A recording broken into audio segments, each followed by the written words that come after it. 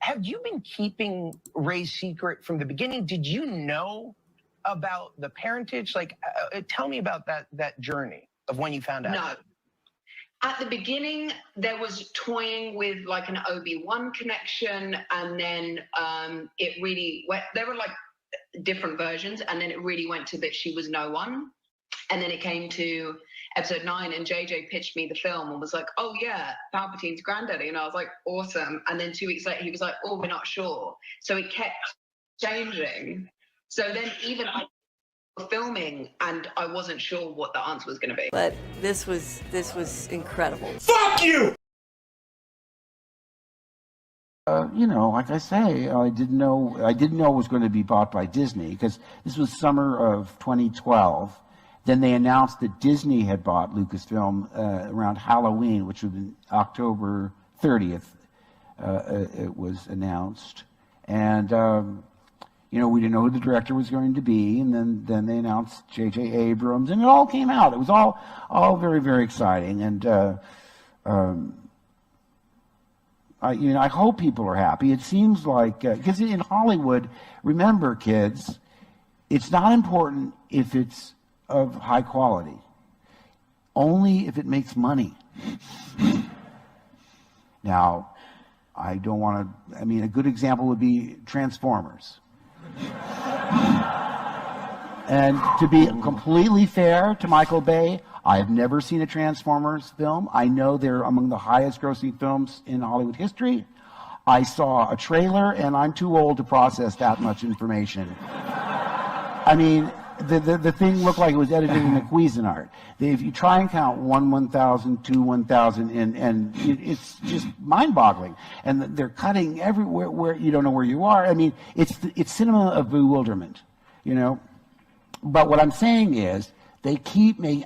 All I'm saying is, I've never met anybody that's my age, or probably even your age, that say, "Oh, I love that movie." You know, most people are disparaging of that particular franchise, but they keep making them because they make huge amounts of money. And oh my God, I just realized this is all on film. But my larger point was, it doesn't matter if it's good as long as it makes money. So because The Force Awakens made a lot of money, I can't be. It's not ergo. It's good. Fade in, fade in, fade in, fade in, fade in. No, God! No, God, please, no! No! No! No! Are you bummed that Luke didn't get sort of a reunion with Han Solo? Absolutely. In fact, when I was reading it, I thought, if Leia's trying to mentally contact me and she's not successful, she'll rush to his aid. She'll get close to him and then get into some dire situation, and that's when I show up for a big yay! Save her life. Then we rush to Han and are in the same position that Rey and Finn and Chewie are. Too late to save him, but witnesses. And I say, because it would carry so much emotional resonance into the next film. For us, his wife, his best friend, to witness, instead of two characters that have known him, what, 20 minutes? Well, you're assuming that I train Rey. Exactly. Sneaky. Do I? Sneaky. I know, I have to be really careful. People say, was it difficult to pick up and wield a lightsaber again? And I go, do I pick up? Is it difficult acting in this movie? Am Well, I in this movie? I can promise you my part is twice as big as it was in Force Awakens. When I read 8, I told Ryan, I fundamentally disagree with virtually everything you've decided about my character. Who is this guy? How did the most optimistic, hopeful character in the galaxy turn into this hermit who says it's time for the Jedi to end? I read that and I said, what? I mean, that's not what a Jedi does. I mean, a Jedi is optimistic. A Jedi has tenacity. He never gives up. He doesn't secrete himself on an island. But you'll... Something that George initially set out to do was a kind of 3-act saga with these 3 trilogies. And I think we felt that we should honor and respect that. Liar! Liar! Liar! I think that the thing that George never did was maintain the status quo. And I think that that's really important because fuck you, fuck you, fuck you, fuck you, fuck you, fuck you, fuck you. I've kind of lost control of Star Wars, so it's going off in a different path than what I intended.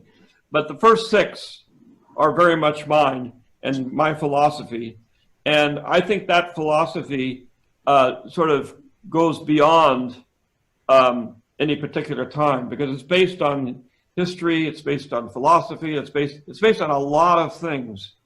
And you know, the first 3 basically tell you how a democracy turns into a dictatorship, and you end up with a tyrant, the emperor. It's a very important now, where we are now in our political history. And as always, may the force be with you.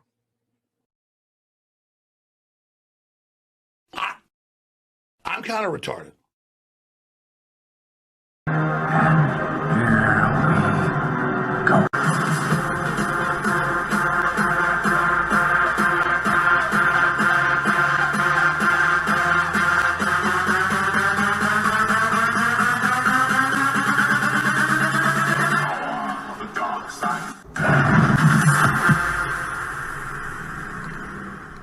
fade in.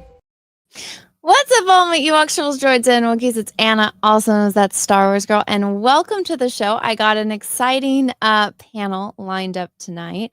Got some good friends coming on and new acquaintances, and we are going to be doing a deep dive of Andor.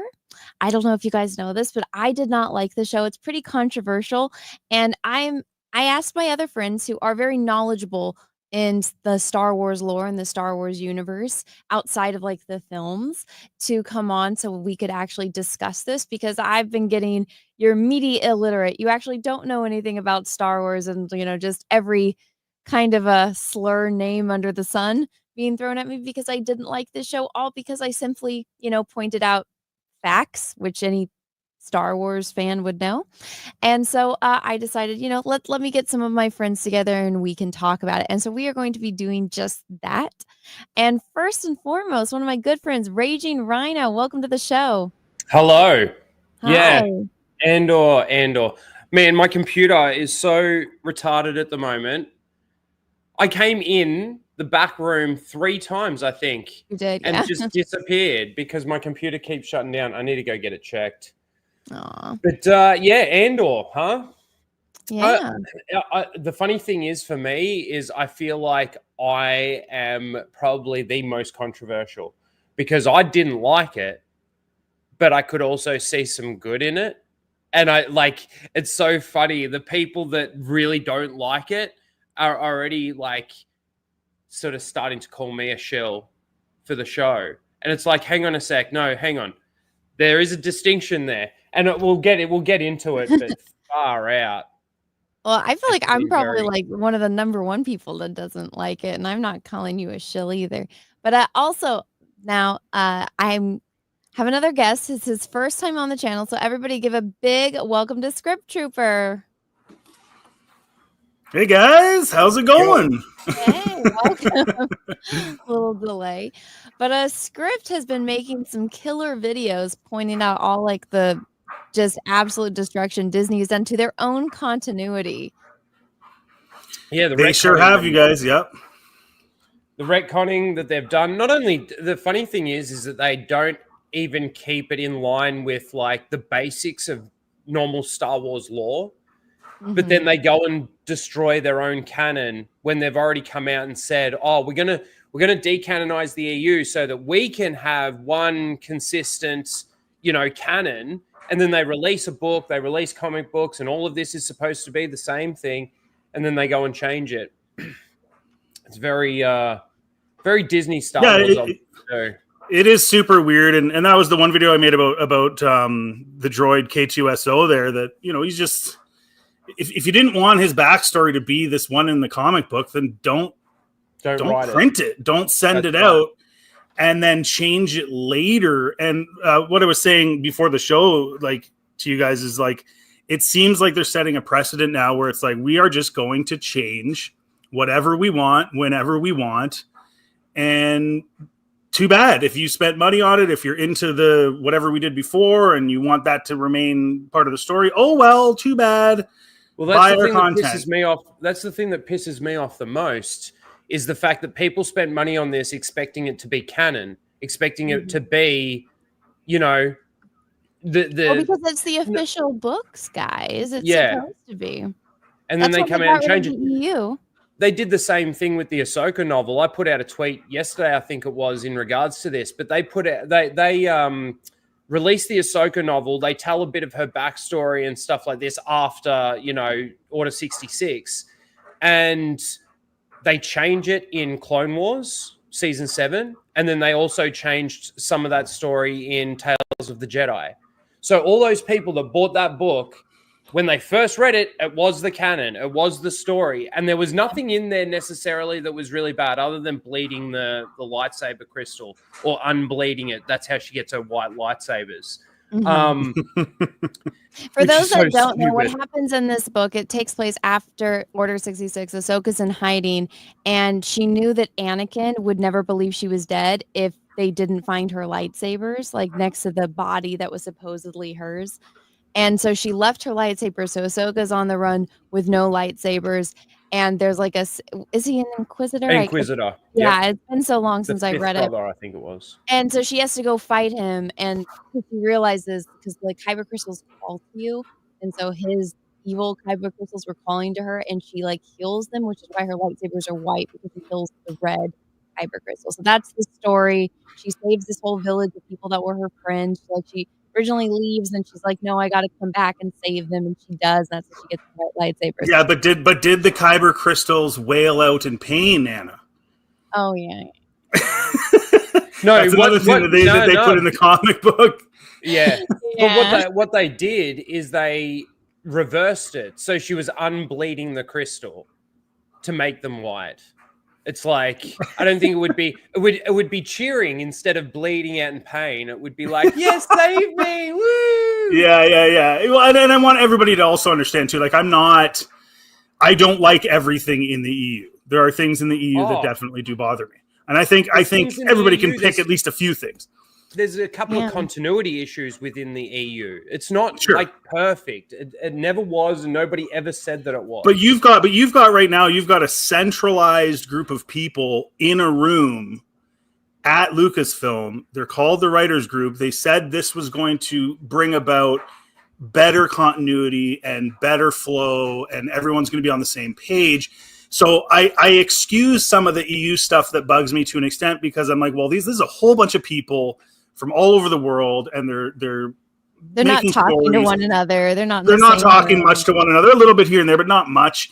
And these guys are all in the same room, whether Tadalgo and all these people, and they're still somehow screwed up. One of the things that I noticed right away with Disney Star Wars was Aftermath, where it makes it pretty clear. I'm sorry to bring it up, but it makes it pretty clear in that book that the Empire was completely defeated.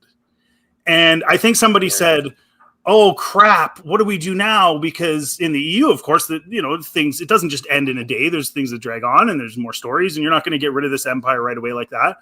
And they went, oh crap. And then they started adding all these things, and you're seeing it with the Ahsoka show and all this stuff, where you guys already said that you were moving on. So why are you not moving on? Nobody's ever really gone. Can't you guys remember exactly that? Well, like just in go on. Oh no, just before we get like too much into it, can you guys tell me like what was your most thing about Andor? Like what did you hate the most? And then was there anything about the show that you actually liked? So I'll go. So I thought that the acting was good. I thought that, aside from like Andor himself, I think that he wasn't exactly the best cast, but because we were stuck with him from Rogue One, that's what we had to deal with. Like, I personally don't see him as a leading man, but of course they got like Stellan Skarsgård, who's fantastic. That other actress that was his assistant was really good, especially finding out that like that was her first gig. Yeah, awesome. I agree. Mon Mothma did a good. Like, I think all of the actors did a really good job. And then overall, like the story, it's just so blatantly obvious that a bunch of it was ripped off from like Les Mis, which everyone gets pissed off at me for saying, but it's like, that's literally what it is. That's what it is. It's like, oh, you're not telling me he's a retcon in some way, running away from a dedicated police officer. Wow. Okay. Totally. Yeah, the same thing. you're right. Yeah, it is. It is. It has very similar, very. Oh, the singing basically was stolen from it. Yeah.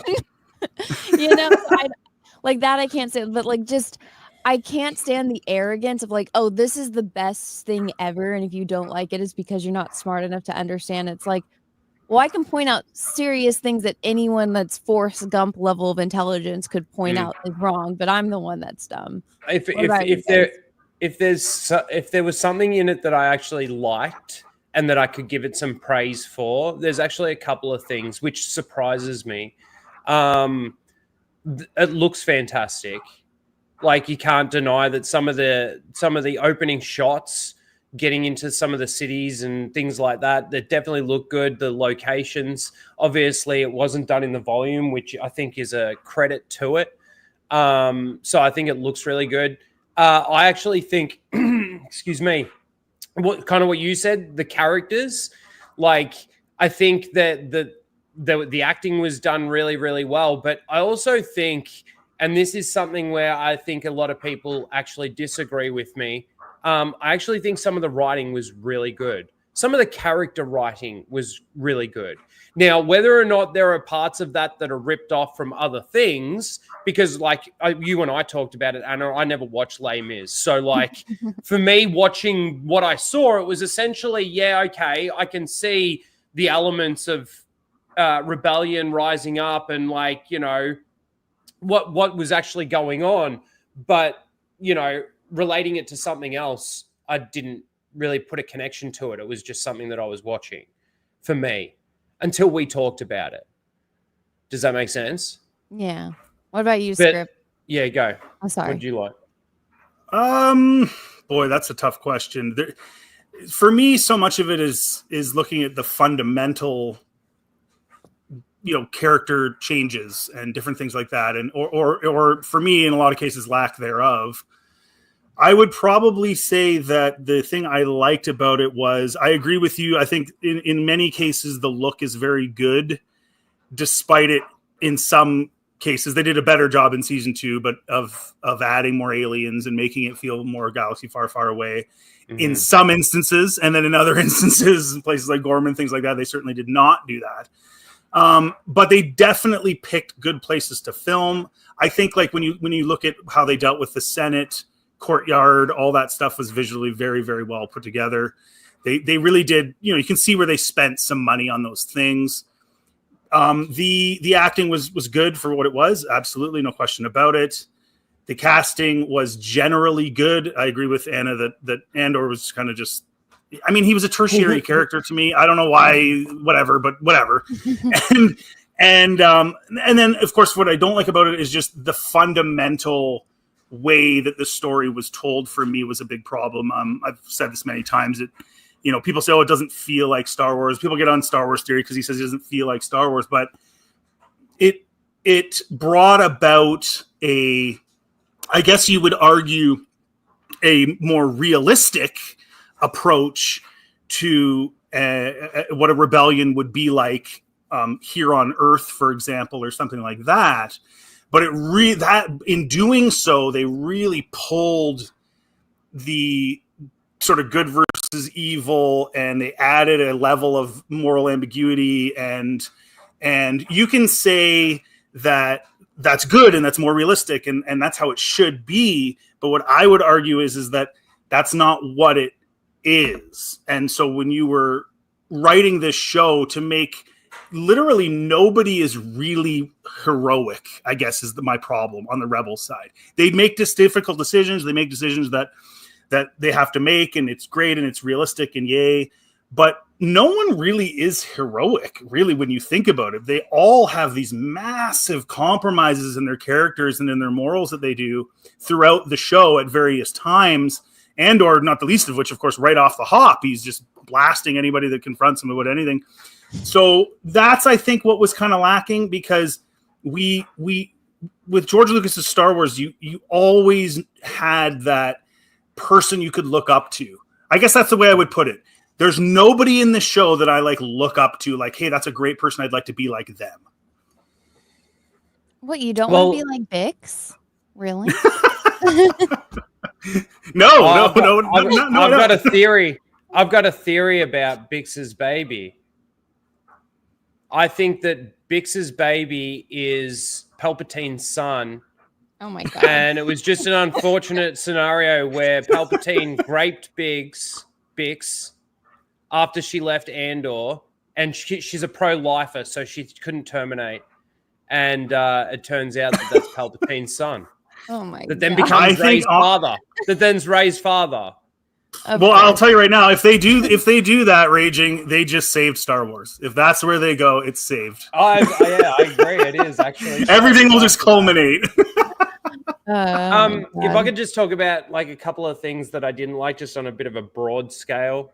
Yeah, hold on. So I put a poll in the chat. So everyone that's just coming in, go and vote in the poll. I put, did you like Andor? Yes, no, or you didn't watch it. So right now we're at 30% said they liked it, 16% said no, they didn't like it, and 54% said they didn't watch it. So that's what we're working with right now. Fair enough. I find the didn't watch it column of that quite revealing. Yeah. A lot of people just haven't, like, even though they're hearing that Andor, they're hearing on the grapevine that it's good or it's bad, they're hearing it from both sides, obviously. They're not even willing to give it a go because they don't, like, some of them, I feel like they don't want to have that feeling that, oh, hey, this was actually decent. And then the next thing that comes out is just a steaming pile of shit again. You know what I mean? They just don't want to give it the chance. They've given it enough chances, and I can completely understand that. Yeah, they did. Sorry, Anna, go ahead. Sorry. I was just going to say, I think it's hard for normies to get into it because it's like I had to watch it because, you know, reviews and stuff, and I had it on. And Peaches came in, and he is one of those guys, like, if he's just scrolling through movies on the TV and he finds one, he'll read the description, he'll play it. It'll be some, like, student dubbed film from, like, Switzerland, and he'll still watch it. And I'm like, those people like came in their regular day clothes. Why are you watching this shitty movie? And he's like, oh, because I turned it on, and you know, it's just too much effort to turn it off. And even he was like, this is so boring. And I'm like, yeah, I know. And well, and that's one of the problems with it too, is the flow. It really, you could argue the pacing's good for what the pacing is, but then the pacing isn't, like, I'll put it this way. If you sat down and watched Andor, let's say, whatever, 5 episodes of it, or something that equates to about the length of a feature film, and you were in a theater watching it, and you couldn't get up and go to the fridge, you couldn't dick around on your phone, you couldn't do whatever while it's on in the background, fold laundry, I don't care what it is. How, you know, were people that engaged to the point where they're waiting with bated breath for the next line to come out when they watch this, or were they just kind of watching it? I don't know, because it did feel like there was a lot of repetitiveness. Like, just really quick, one of the things that I mentioned is, you know, when Andor takes the tie and he ends up on that planet and he's supposed to meet somebody, and then there's the bandits, right? And they spent 4 different scenes having the bandits argue about the same crap, like that we already knew. It was already established. We get it. You have a leadership issue. You got 2 guys arguing. Why did we need to see this 4 times just to add runtime? That's the stuff that kind of bugged me. It felt like runtime. And then, of course, they ended it all with a game of rock, paper, scissors, which was extremely intellectual. But anyways. No, I 100% agree with you. Like, those first 3 episodes are definitely, like, it was a bad way to start the season, especially after, like, the way some people were talking about season 1.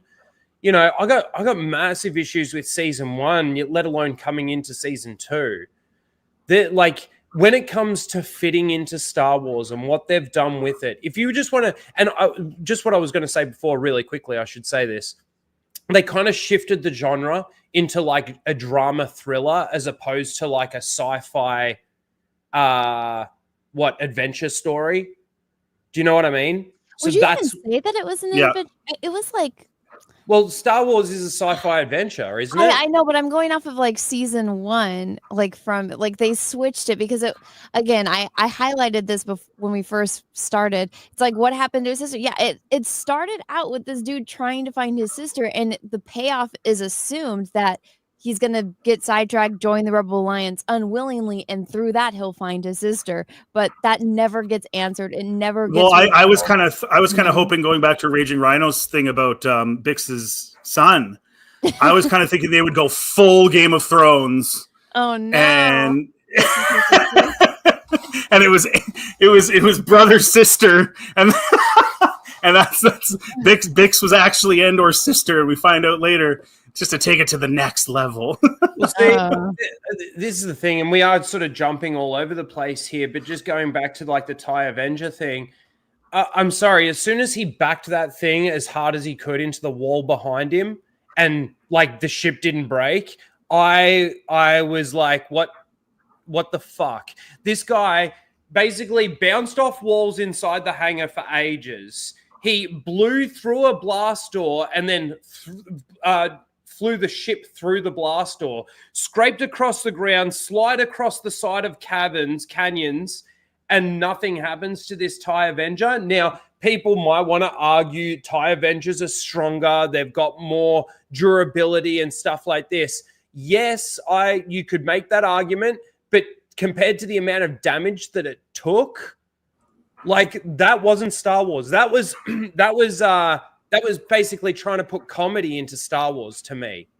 And it just wasn't funny, and it just doesn't make sense. It completely removes you from the Star Wars galaxy. Well, and it makes the Empire look completely incompetent. Like for them to get out of the Death Star in A New Hope, they had to go like disable a bunch of shit and fight Darth Vader. With this, it's like, oh, the fat chick with the fat ass just had to say that he was cute and distract her boss. You know. Yeah. Well, and that's where it becomes sort of very baseline soap opera-y, in my opinion, like daytime, like for the Yentas. But like the thing, like it's a good place to start here because that is the opening scene. And I remember thinking to myself, so at the end of season 1, everybody knew who he was. Everybody knew who Andor was, right? They had the hologram inside the ISB headquarters. Everyone's looking for him. And they opened the show with a shot of him sitting on a desk at an Imperial testing facility without a mask on, without a helmet on, no nothing, no explanation how he's even in there. And I'm going like, so how incompetent is the Empire they know who he is, but he's just sitting there? It's a good thing they had no cameras and no fucking security at this fucking testing facility. Right? And that's what I kept saying all along the whole show. It's the Empire has to be incompetent to move the plot. And to some extent, the rebellion also has to be incompetent at times to move the plot forward. And I don't particularly like that. And that takes you into other things and sort of other instances that the Empire did in this show as well. But right off the bat, you took me right out of it because what's the threat? If this guy can just walk into any empirical facility after everything he's done and they know who he is, he's a fugitive, and just leave with a ship and, like you said, bouncing it all over the place. What's he even doing there? He doesn't know how to fly a TIE fighter. Can they find someone? The TIE Avengers story never gets paid off. Like, first of all, if we're talking about the rebellion trying to infiltrate and like steal technology and stuff like this, what happens at the end of these 3 episodes? He flies away with Bix and Willman in the TIE Avenger, and it ends, and then we come to a year later, and we're supposed to fill in the blanks with headcanon. But we don't even know who sent him there. Was this even a Luthen mission? It didn't seem like oh, no, of course it was. Because they were like, oh, have we heard from Andor yet? Have we heard from Andor yet? But it's the same. He sent in a guy who had no idea what he was doing to go steal a ship he couldn't fly. That's the same thing. Argument I've seen from people, because especially in my review, they're like, he didn't know he was getting that ship. That's why he didn't know how to fly it. And I'm like, I might be thinking that I'm going to go and steal like a Tesla, and instead it's a Toyota, but I still know how to drive it. You know, there might be a Yeah, few exactly. differences, but like, come And then, on. of course, the other argument would be like, why wouldn't he have why wouldn't Andor have done what Rey apparently did in the book, right? She used a flight simulator in the down Star Destroyer. So what if this is a thing? Why wouldn't he have sat down in the simulator, knew how to fly it, and then gets there? And you don't even have to show that on screen. You could just say, he knows how to do it because he knows how to do it. I love it when Andor's like, I don't know how to fly this ship. I've been upside down for 2 days. And then he goes to Claire. He's like, why can't I get through to Bix and the planet? And then she reveals that it's under sort of an Imperial like occupation, so to speak. And he's like, oh, fuck this. Punches into light speed. It's like, I thought you didn't know how to fly the ship, dude. Like straight away, he's just there and like knows how to use the ship and he's flying around. And there's so many details like that. Like how good. What about the one where his? What about the one where he's like, perfect plot, just as you fucking need it to happen? Like, what was with the hot air balloon thing, though? This is good, but also too. Let me just say this: the same thing as how they didn't close off the story with the TIE Avenger is the same thing where they didn't close off the story with the 80 million credits in season 1 when they pulled off the heist, and Luthen gets the 80 million credits all off screen and spends the 80 million credits all off screen, also while not giving the 400,000 credits back to Mon Mothma so she didn't have to sell off her fucking daughter. Out of your 80 million credits, you can give her the 400,000 credits back. What a piece of shit Luthen is. For those that don't know, because I know like a majority of the people watching this stream did not watch the show, the entire plot of season 1 is them trying to do this heist to steal credits for the rebellion. Oh, but then there's also the prison. There's also the prison arc, which I think is ridiculous too. Everybody talks so highly of this prison arc, and all I'm thinking is we're in the Star Wars galaxy. Why aren't the Empire just programming droids? Then they don't have to keep a secret from 5,000 sentient beings of what they're actually building. They don't have this instance where they transfer the person to a different lot instead of actually letting him go because he's done his time, which then creates this uprising of fucking all of them to escape. Like, it's just so dumb. Like, your immediate fix is droids. Well, that's exactly it. And that's one of the things. It's like, this is clearly made by someone who doesn't know anything about Star Wars, because exactly, that would have been a droid facility, not like a penal colony. If anything, they would have them. Dumb as shit. Sorry. They would have them literally doing anything else aside from working on top secret security weapons and stuff like that. 100%. It's funny to me, like they create the problems that they then have to deal with this rebellion. Almost like this is self-inflicted in a lot of ways, right? And they do it again in season 2 with the whole Gorman thing and the way that was all handled. It's again, they have to have a level of incompetence for the plot to move forward, rather than just being competent and the good guys do certain things and they find out certain things and they find a way. And I just wanted to briefly mention really quickly. I'm sorry.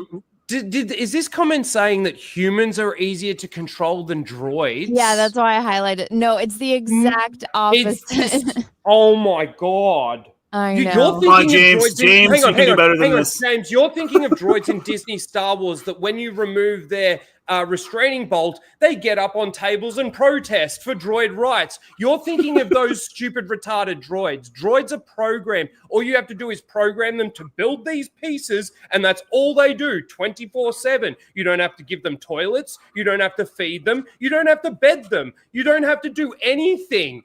You fucking charge them and send them to work. I know. Well, what are we talking about? It's kind of like the lack of aliens as well. Like, if this was George Lucas making Star Wars, like Gorman probably would have been mostly aliens. No, like maybe a couple humans here and there, just for that. Like, they're easier to maintain, not control. Like, that is wrong as well, based on the exact same premise. I'm sorry, James. That's it's like, I know a lot of people don't like, Attack of the Clones, but that whole facility on Geonosis, you didn't see like one person working there. There was aliens and all droids, because that's how Star Wars works. Like, that kind of stuff, that remedial work is not for sentient beings, it's for droids. But again, this was made by somebody who had never seen Star Wars and didn't know anything about Star Wars, which is very apparent when you watch this. So if you say, oh, it's a sci-fi show, it's like, yeah, it can be a sci-fi show, but if you take out the Star Wars element, would anybody watch it? Probably not. You know. But no, I think it would be very base level. I think it would be very okay, like an okay, middle of the road, you know, space drama that had some cool stuff thrown in here and there, but mostly it was just base level, just meh. And but again, with the Star Wars skin, I think that's what got people to really pay attention, as small of an audience as it may have had. Apparently, it is growing a little bit right now because there's a lot of pro Andor constantly on social media right now by a lot of folks. Maybe they're bots, I don't know, but apparently the newest ratings have it having increased a fair amount. Maybe it was the binge watchers right after it was over, but they another thing I want to mention, you mentioned the humor, right? The weird humor. Remember when he was in the TIE fighter and he's floating through space and he's trying to like fix his communications device or whatever? Which, by the way, those types of things, they did a good job of all that stuff. The way the stuff they used to make it and everything was fine. Yeah. But then he does something, and all of a sudden the ship starts spinning around like it's a balloon losing air, and he wasn't strapped in. It's a pretty big cockpit. Like, I'm thinking his body right now is getting just thrown around, and nothing's happening to him. And is that supposed to be funny? That's the part I was like, what the? He just broke every bone in his body? What's going on? And then nothing came of it. It was I guess it was supposed to be funny. I don't know. I think that's the moral of all Star Wars. But we have another guest. Let me welcome again for the first time on my channel, Star Wars Marvel. Welcome to the show, dude. Nice to meet you. Thank you. Nice to meet you too. I've been watching you since you're on and off since your TLJ review way back in the day. So privileged to be here. I appreciate it. Thanks for all the support, man. Yeah, I rewatched that video. Like, I don't like watching myself back. It's weird. Like, editing it is enough. But I was like, how bad was that video? I was like, oh no, everything I did wrong. Looking back, I've gone back to some of my early videos, and they are cringe to watch. Talking so slow, so many ums and ahs, like fucking so dumb. Well, that's what everybody says, right? When you start your first video, they're always going to suck no matter what, right? But you just do them on the shit you like and go back and fix them later on, right? Yeah. Another thing that I was just going to bring up before. Oh, we are talking about Andor. We just, I don't know. We didn't really do a summary of anything. We've just kind of talked about what we like and we dislike. Now we're going through starting with episode 1. So since you just joined, was there anything about Andor you liked? And what about it did you hate the most? I didn't really like anything about this show at all. Like, okay, conceptually, there's some stuff they maybe pulled off with the Empire that I would have done like in season 1, episode 1. Like, they did the Rent-A-Cop shit for 3-5 episodes in season 1.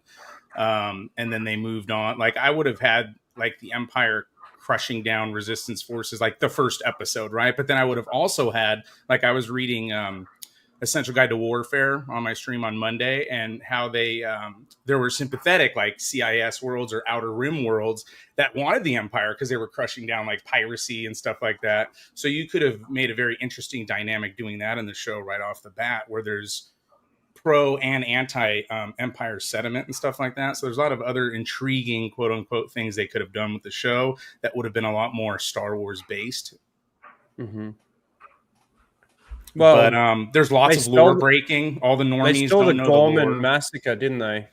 Well, but they didn't, because they referenced the Gorman massacre in episode 4 or 5, and that was the Tarkin. No, it's the Tarkin massacre now. Well, they added to it. Then they didn't. But that's hijacked. It's a hijacked EU concept that they used from a source book, and then they instead inserted their own better version of it, right? And then they just used his in passing. That's why they have the summit or the monument in the middle of the square, because that's to remember the actual Gorman massacre that occurred. What's funny about that, though, Purist, is what's really weird about that is that that's referenced in the show, right? So Tarkin comes down and he smushes a bunch of people with a ship, right? They stole that. And he did it, and then that's it, and nothing happened. But then we're supposed to believe that the Empire has to be super careful with the Gormans, and oh boy, if if they harm any Gormans, boy, that galaxy's sure going to get mad and rebel against them. And it's like, nobody can do anything. They even show a scene with Luthen and his assistant Clea there. What was it, the second or last episode, whatever, when she's a kid? And they're just lining up civilians and just shooting them. And no one bats an eyelash. And that's how many years before, 15 or more years before. And I'm supposed to think that it's just this huge issue if they just take out the Gormans, the 800,000 Gormans. I don't really get that. So do they actually break down the size of the planet? Because I don't think they do. You're telling me that 800,000 people inhabited an entire planet and they couldn't have like drilled on the other side of the planet or something like that? That's what I kept saying because I looked it up. And yes, everything you Google, it says 800,000, 800,000, 800,000. So I was like, why don't you be like Mr. Burns and send your pipe down from your land down into their land and take their stuff and leave without saying anything? And they would have been able to hide the fact that they were there all together and just said it was a natural disaster. Something hit the planet and the planet exploded or something. All the Gormans died. But I was Justin and I were talking about that just yesterday. Oh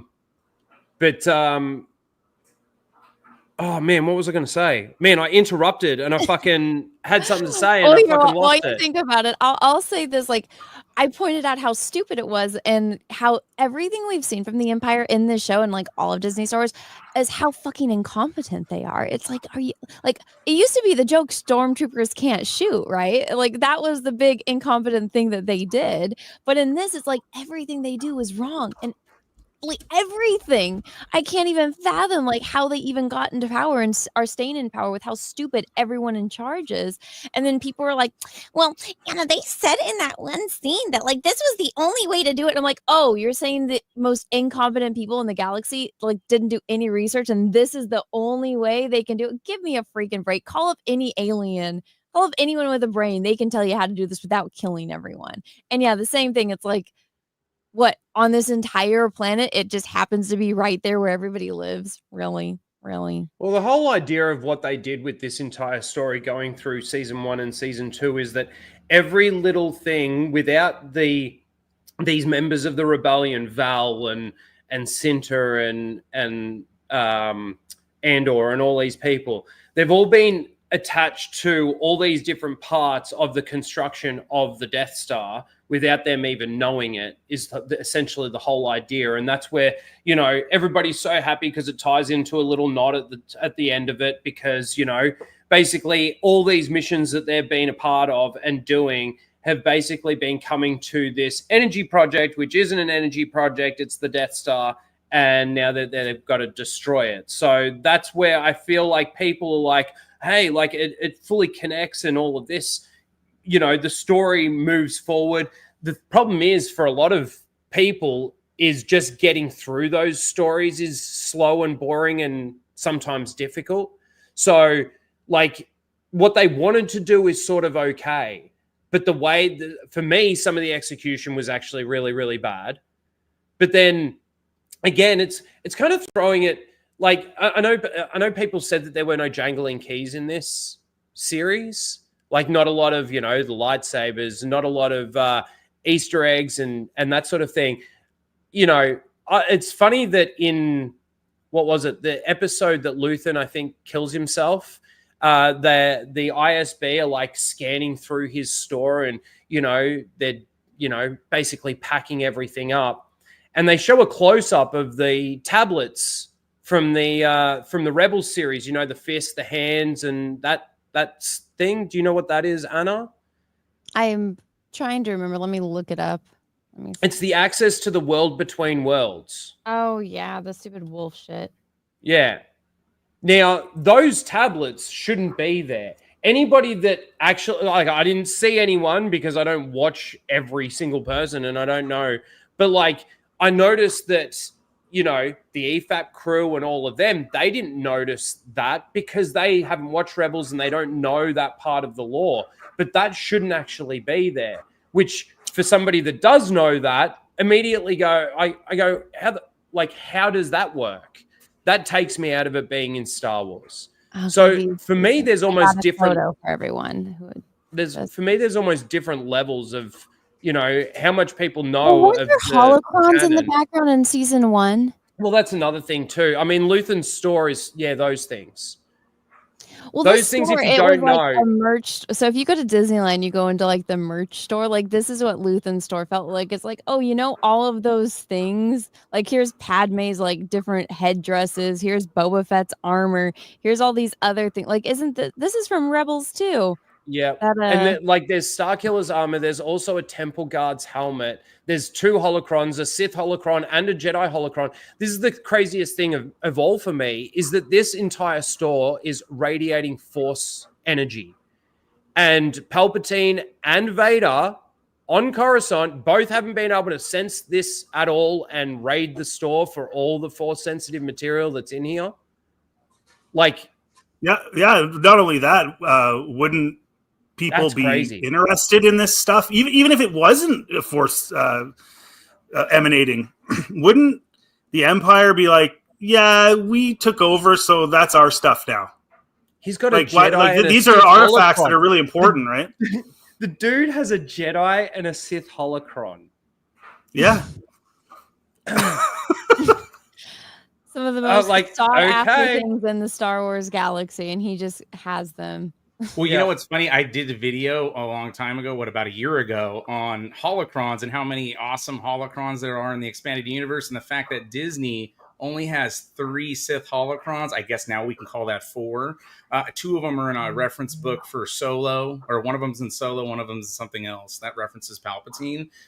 So they like ditched that lore like long ago, but they'll use it as a jangling key in the show. But to go back to like, to go back to the planet, the other side of the planet, that's my biggest, that's one of my biggest things, right? Because we have like all these pseudo intellectuals, and I understand some people call themselves movie critics, this and that. Well, I gatekeep real Star Wars, so that's where the angle I'm coming from. And for you to pick on, I fucking hate Dave Filoni. My number 1 video is ripping on Dave Filoni and TCW. And how 03 Clone Wars fits the best. But for you to criticize Filoni writing, but then turn a blind eye to simple things like drilling on the other side of the planet and stuff, that's, you're basically just doing it to prop up the show that you like, because at the end of the day, Tony Gilroy and Andor is Disney Star Wars, and Dave Filoni and all the slop that he makes is Disney Star Wars. So it doesn't really matter. George Lucas Star Wars in the EU are real Star Wars, and they're not highbrow. You got to be, we think we have these high IQs and everyone else. No, Star Wars is like universal for everybody, and Star Wars is supposed to be epic. It's supposed to be an event. You're supposed to want to participate in every bit of Star Wars that's out there for you. Obviously, that ceased to exist when Disney took over, but okay, I just made another massive, in my head, it's massive realization with those tablets. So those tablets are in Luthen's store when 1 BBY, just before basically the destruction of or basically just before the Battle of Yavin, right? When we see them appear to Ezra in Rebels, is 1 BBY. So somehow they get from Luthen's store in the hands of the wolves, where the wolves can make them appear to Ezra and then make them disappear. Well, think about it. I mean, it's kind of like Kylo Ren going down and getting Vader's helmet. In the same year that they're sitting there in Luthen's store, that happens. That's insane. They don't even read their own stuff. Raging, they don't even read their own stuff. And people, it's like with the K2SO, it's with everything, with Aftermath, all these things. They're just gonna do whatever. They don't care. That's the definition of jangling keys. Well, and it's like they don't care, but they expect all of us to care. And it's like, if you guys don't care about this stuff yourself that you spent $4.5 billion on, like, it's not worth my time. Sorry. Yeah. Exactly. Well, did you think about too, like with the whole Kylo getting Vader's helmet? Like, you think about that. So Luke just left his burned up dad, and then his like skin would be all like infused inside of the armor and everything, and like that. The whole thing is so bizarre. He just went up to the thing and just goes, and then takes the head off.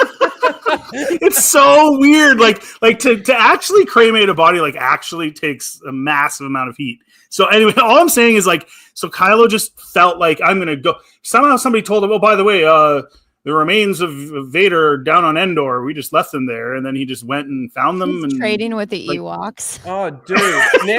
The problem is now that I've gone into these timelines, and I'm actually starting to think, how old is Dedra, do you reckon, in this show? Oh yeah, she was talking about an Imperial she was Kinder talking, block. Yeah, she was brought up in Imperial Kinder block. It would have been the Republic, not the Empire. So realistically, for her to have grown up in an Imperial Kinder block, her age right now would have to be like 14, 15 right now when we're seeing her, for her to be. Well, what's funny about that, Raging, too, is a lot of the people responded to my tweets about that and videos about that, saying that, oh, well, it would just be assumed. It was just assumed, the Empire just fluidly, or the rebellion, the New Republic just flowed right into the Empire, and that's just what she's saying. And no one would even know or care. And meanwhile, she's talking to a woman who's like in her 60s, who was there for all of this, lived. It's just, why would she need to lie to her or make something up? That's the other argument they made. Oh, well, she's in IBS, so she has to lie so people don't remember the New Republic. And again, I'm like, dude, you're talking to somebody who was like into adulthood when this changed. But hang on, even if she was lying to the mother and said to her, oh, my parents died and I was left alone and grew up in an Imperial Kinder block, immediately the mum would go, how old are you? I know. Exactly. The Empire, I've been around a long time. The Empire's only been around for, where are we at this point? This is the basically episode. So yeah, we're literally 15 years from the Empire's been in power for roughly 15 years when they're having this conversation. Especially because the whole premise of that episode is the mom and Dedra trying to one up each other, right? So she's gonna leave that one on the table, right? When she could have slam dunked. I'm so confused. Yes, good point. Very good point. The actress that plays Dedra is 45 years old. So. Oh, I'm sorry. If I talk like this, will I be intelligent enough to talk about Andor? How old is the character of Dedra, though? I don't know, but I mean, she didn't look young. Yeah, she didn't look good either. That's a different story. Yeah, what's funny is I was like, gosh, what a miserable looking woman. And then I saw her in interviews, and she's the exact opposite. She's like the most bubbly, lively person. I was like, oh. Oh yeah, she was having all kinds of fun in Celebration Japan, right? I don't know if I saw those. I did. We were breaking down some of the stuff. It says here, how cringy was it? Okay, that's Reddit. It was really the High Republic shit's the best. They brought out the B team instead of the A team, right? All the nobody on top of the already nobody writers, and you could literally hear a pin drop in the room. Like when they were clapping, you could hear the echoing, like nobody was there. Oh my god. Early 30s. The only thing that I can say that gives any clarity to it is saying that she's in her early 30s, which is still way too old to be brought up in an Imperial Kinder block. And you said people said there's no jangling keys in this. I forget Starkiller and all that. Yavin 4 isn't like a massive jangling key. I mean, come on. Hey guys, and they even put that at the remember the first 3 episodes or whatever.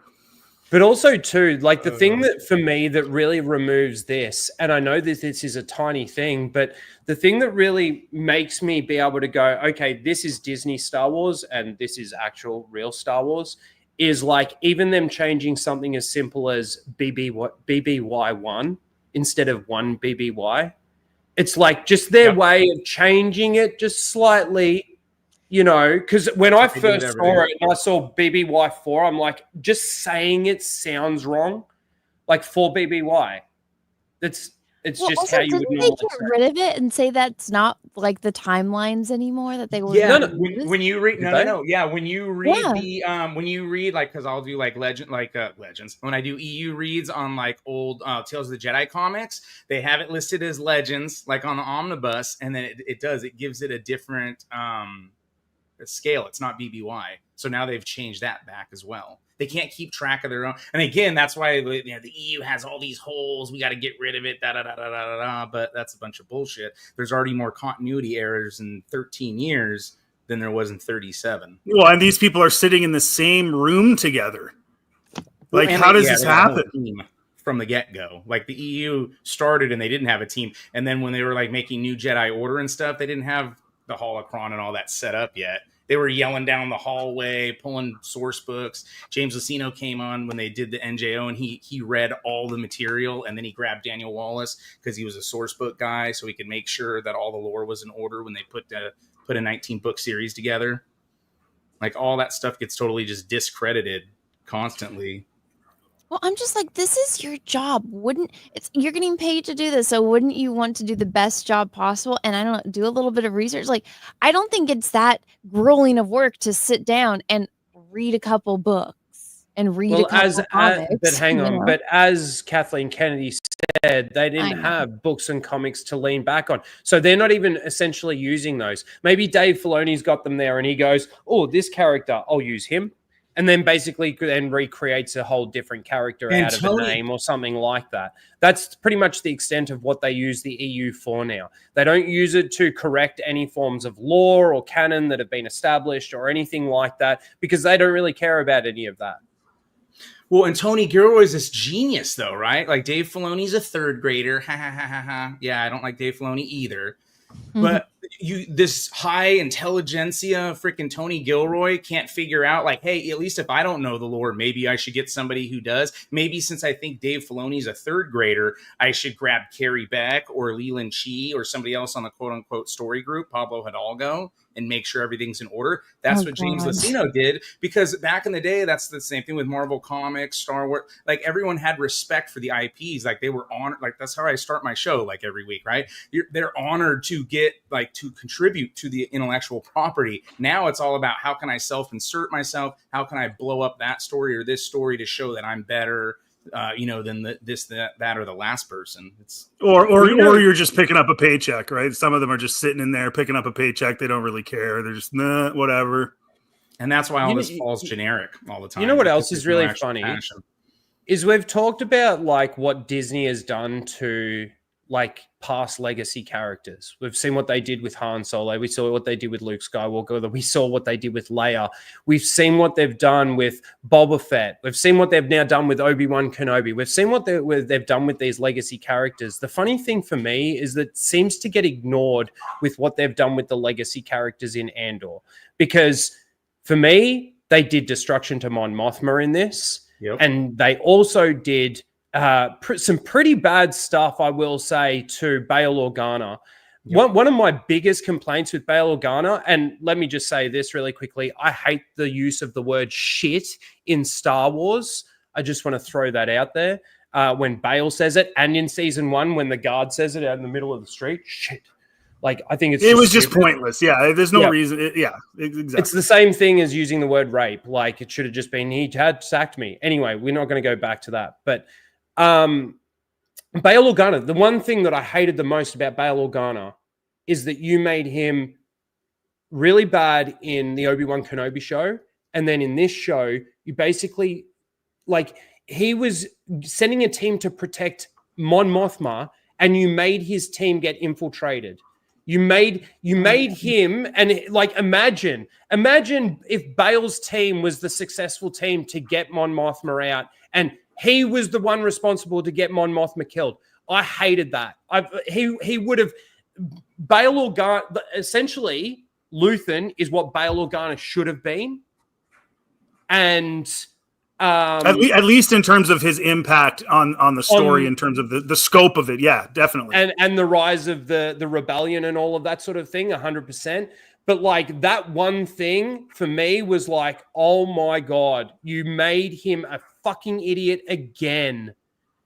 I mean, what you did to him in the Obi-Wan Kenobi show was beyond retarded. But, like, again, you did it to him in this. And then for the way that you had him speaking with Andor in the later episodes, you know, with the information that he was getting and everything, disappointing. You tend to be able to prop up your own characters like Luthen that everybody seems to want to jizz over these days. But, like, as soon as it comes to the legacy characters that you bring into it, and if people want to argue, oh, what'd they do to Mon Mothma? Dude, What didn't they do to Mon Mothma? Like, did you I not? wish watch Mon the Mothma first never season? had an arc now. The argument is No. that Mon Mothma sucks in the EU, blah, blah, blah, blah, blah. Agricola Urbanus in the chat, they wanted to destroy traditional femininity and masculinity. That's why they grape characters, right?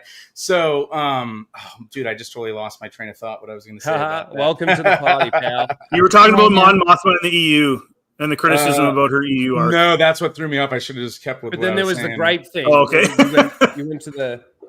Yeah, Well, it's like, I don't if you know. I'll think go it back to it. destroyed Mon Mothma's character, go watch that 3-episode wedding scene. It's a doozy. No, it's even worse though when they're escaping the planet and she's like, I don't know if I can do this in Andor. Oh my God, I Welcome to the rebellion. Okay, dude. Like, sorry, Mon Mothma, Garmbel Iblis, Bail Organa, Star Killer. Oh, Star Killer's OP. Da da da. Okay, hey morons. The canon, when there's a video game and a book, the canon story lies with the book. In the book, Star Killer didn't pull down a Star Destroyer. He kept a Star Destroyer from smashing him using the Force to get out of the way barely. Oh, 100%. Yeah. Contextually, it's a lot different. So it's easy to just shit on a video game and not actually know the lore because you're a hashtag tourist, right? But those same people love the Jedi games, and the Jedi games as if like the amount of jumping and diving through the air and floating around and crazy crap. It's a video game. You're right. That's what it is.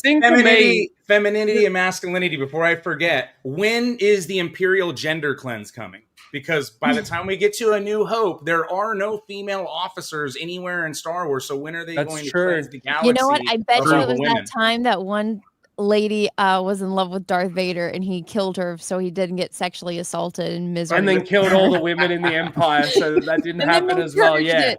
He's like, all right, none of you thirsty hoes in the Empire anymore. Well, like, I just want to go back to Mon Mothma really quickly. You know, in season 1, she needs 400,000 credits to hide her own embezzlement that she gave to Luthen. I still find that there's an issue there in regards to Luthen getting 80 million credits and not paying her back. But the fact that her immediate thing is going to selling off her daughter to a guy, a slime bag that she doesn't want to have anything to do with, and then also giving the information to her lover so that, that ends up being a loose end that, Luthen has to tie off.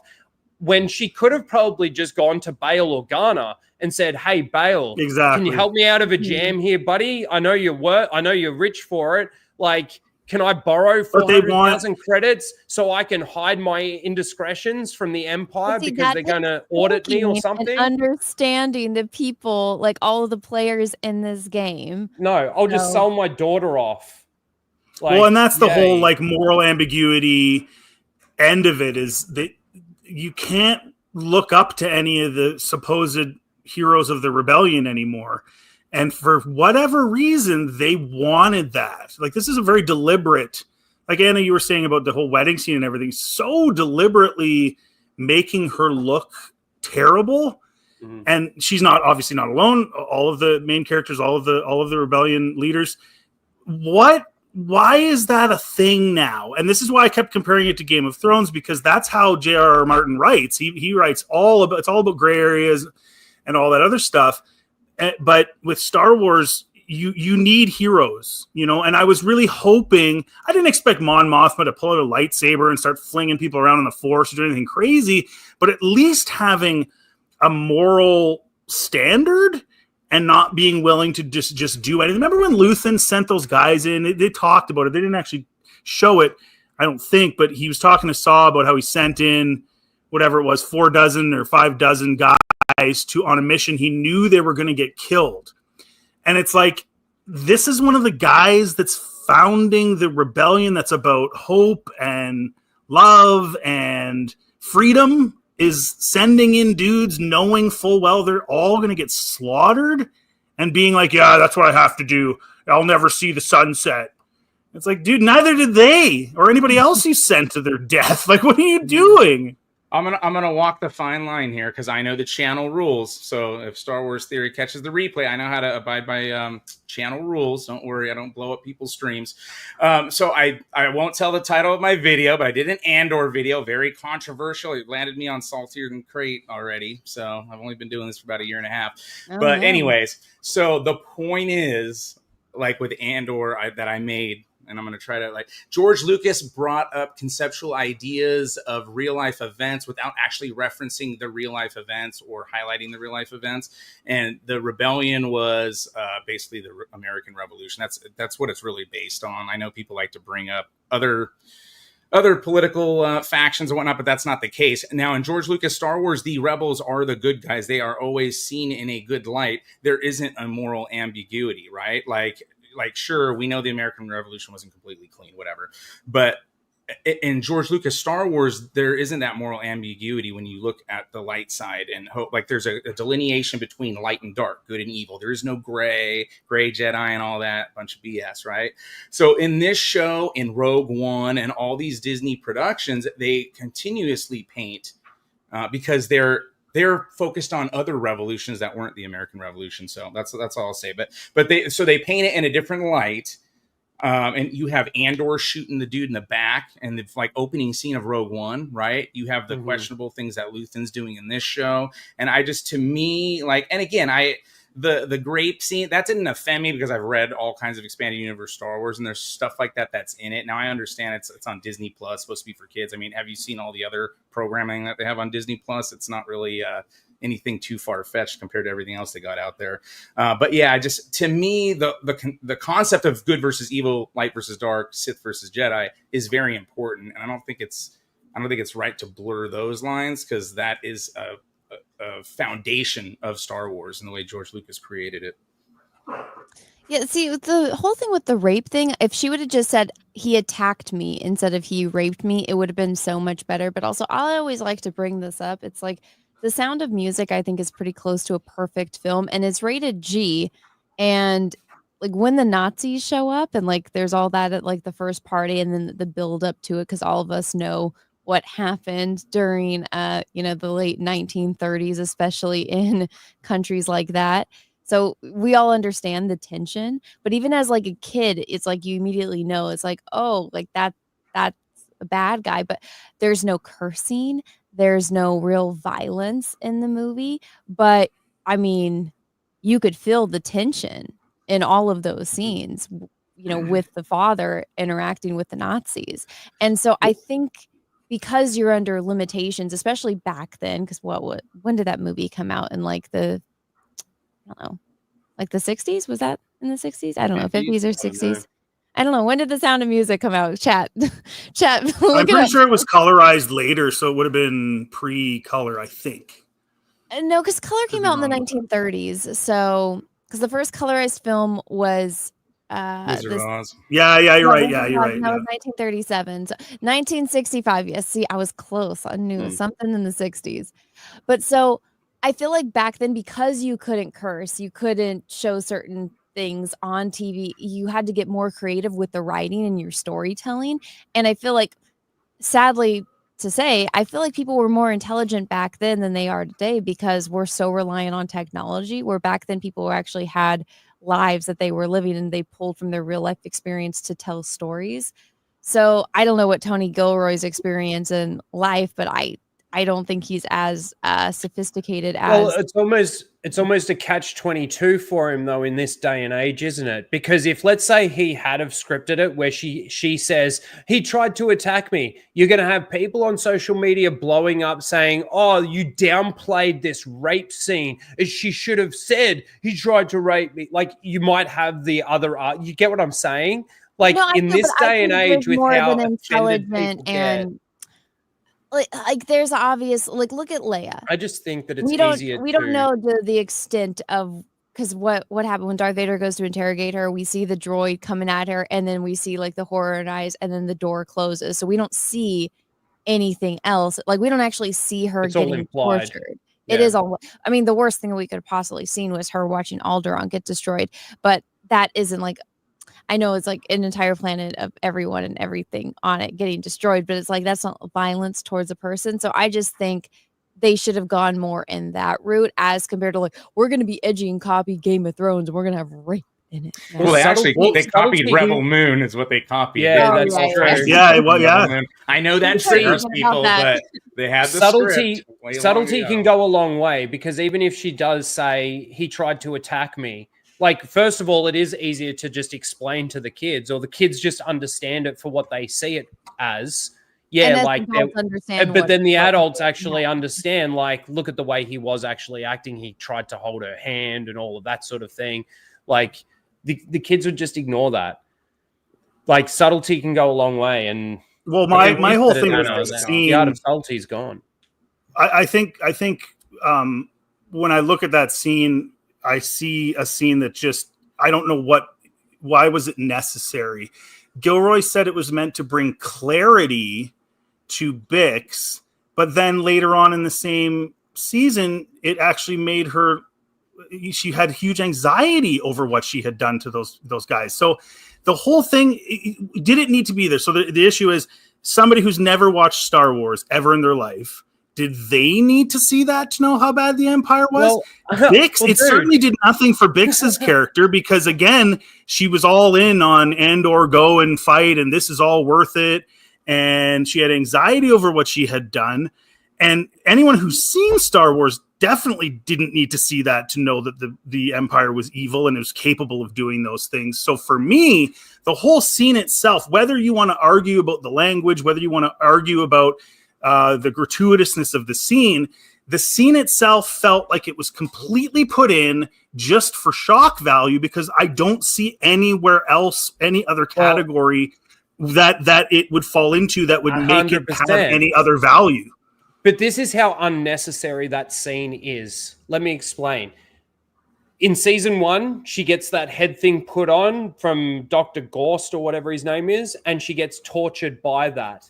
We then, in the opening scenes of this new season, she has a dream of him coming into her room, and essentially just before he's about to SA her, she wakes up, right, from the dream. We've already got the implication now that she's been raped by an Imperial while she was being tortured, which should be enough trauma for her, for us to see how traumatized she is. Absolutely. The very next Imperial she comes across tries to grape her again. That means, wow, we're 1 for 1 right now. This is crazy.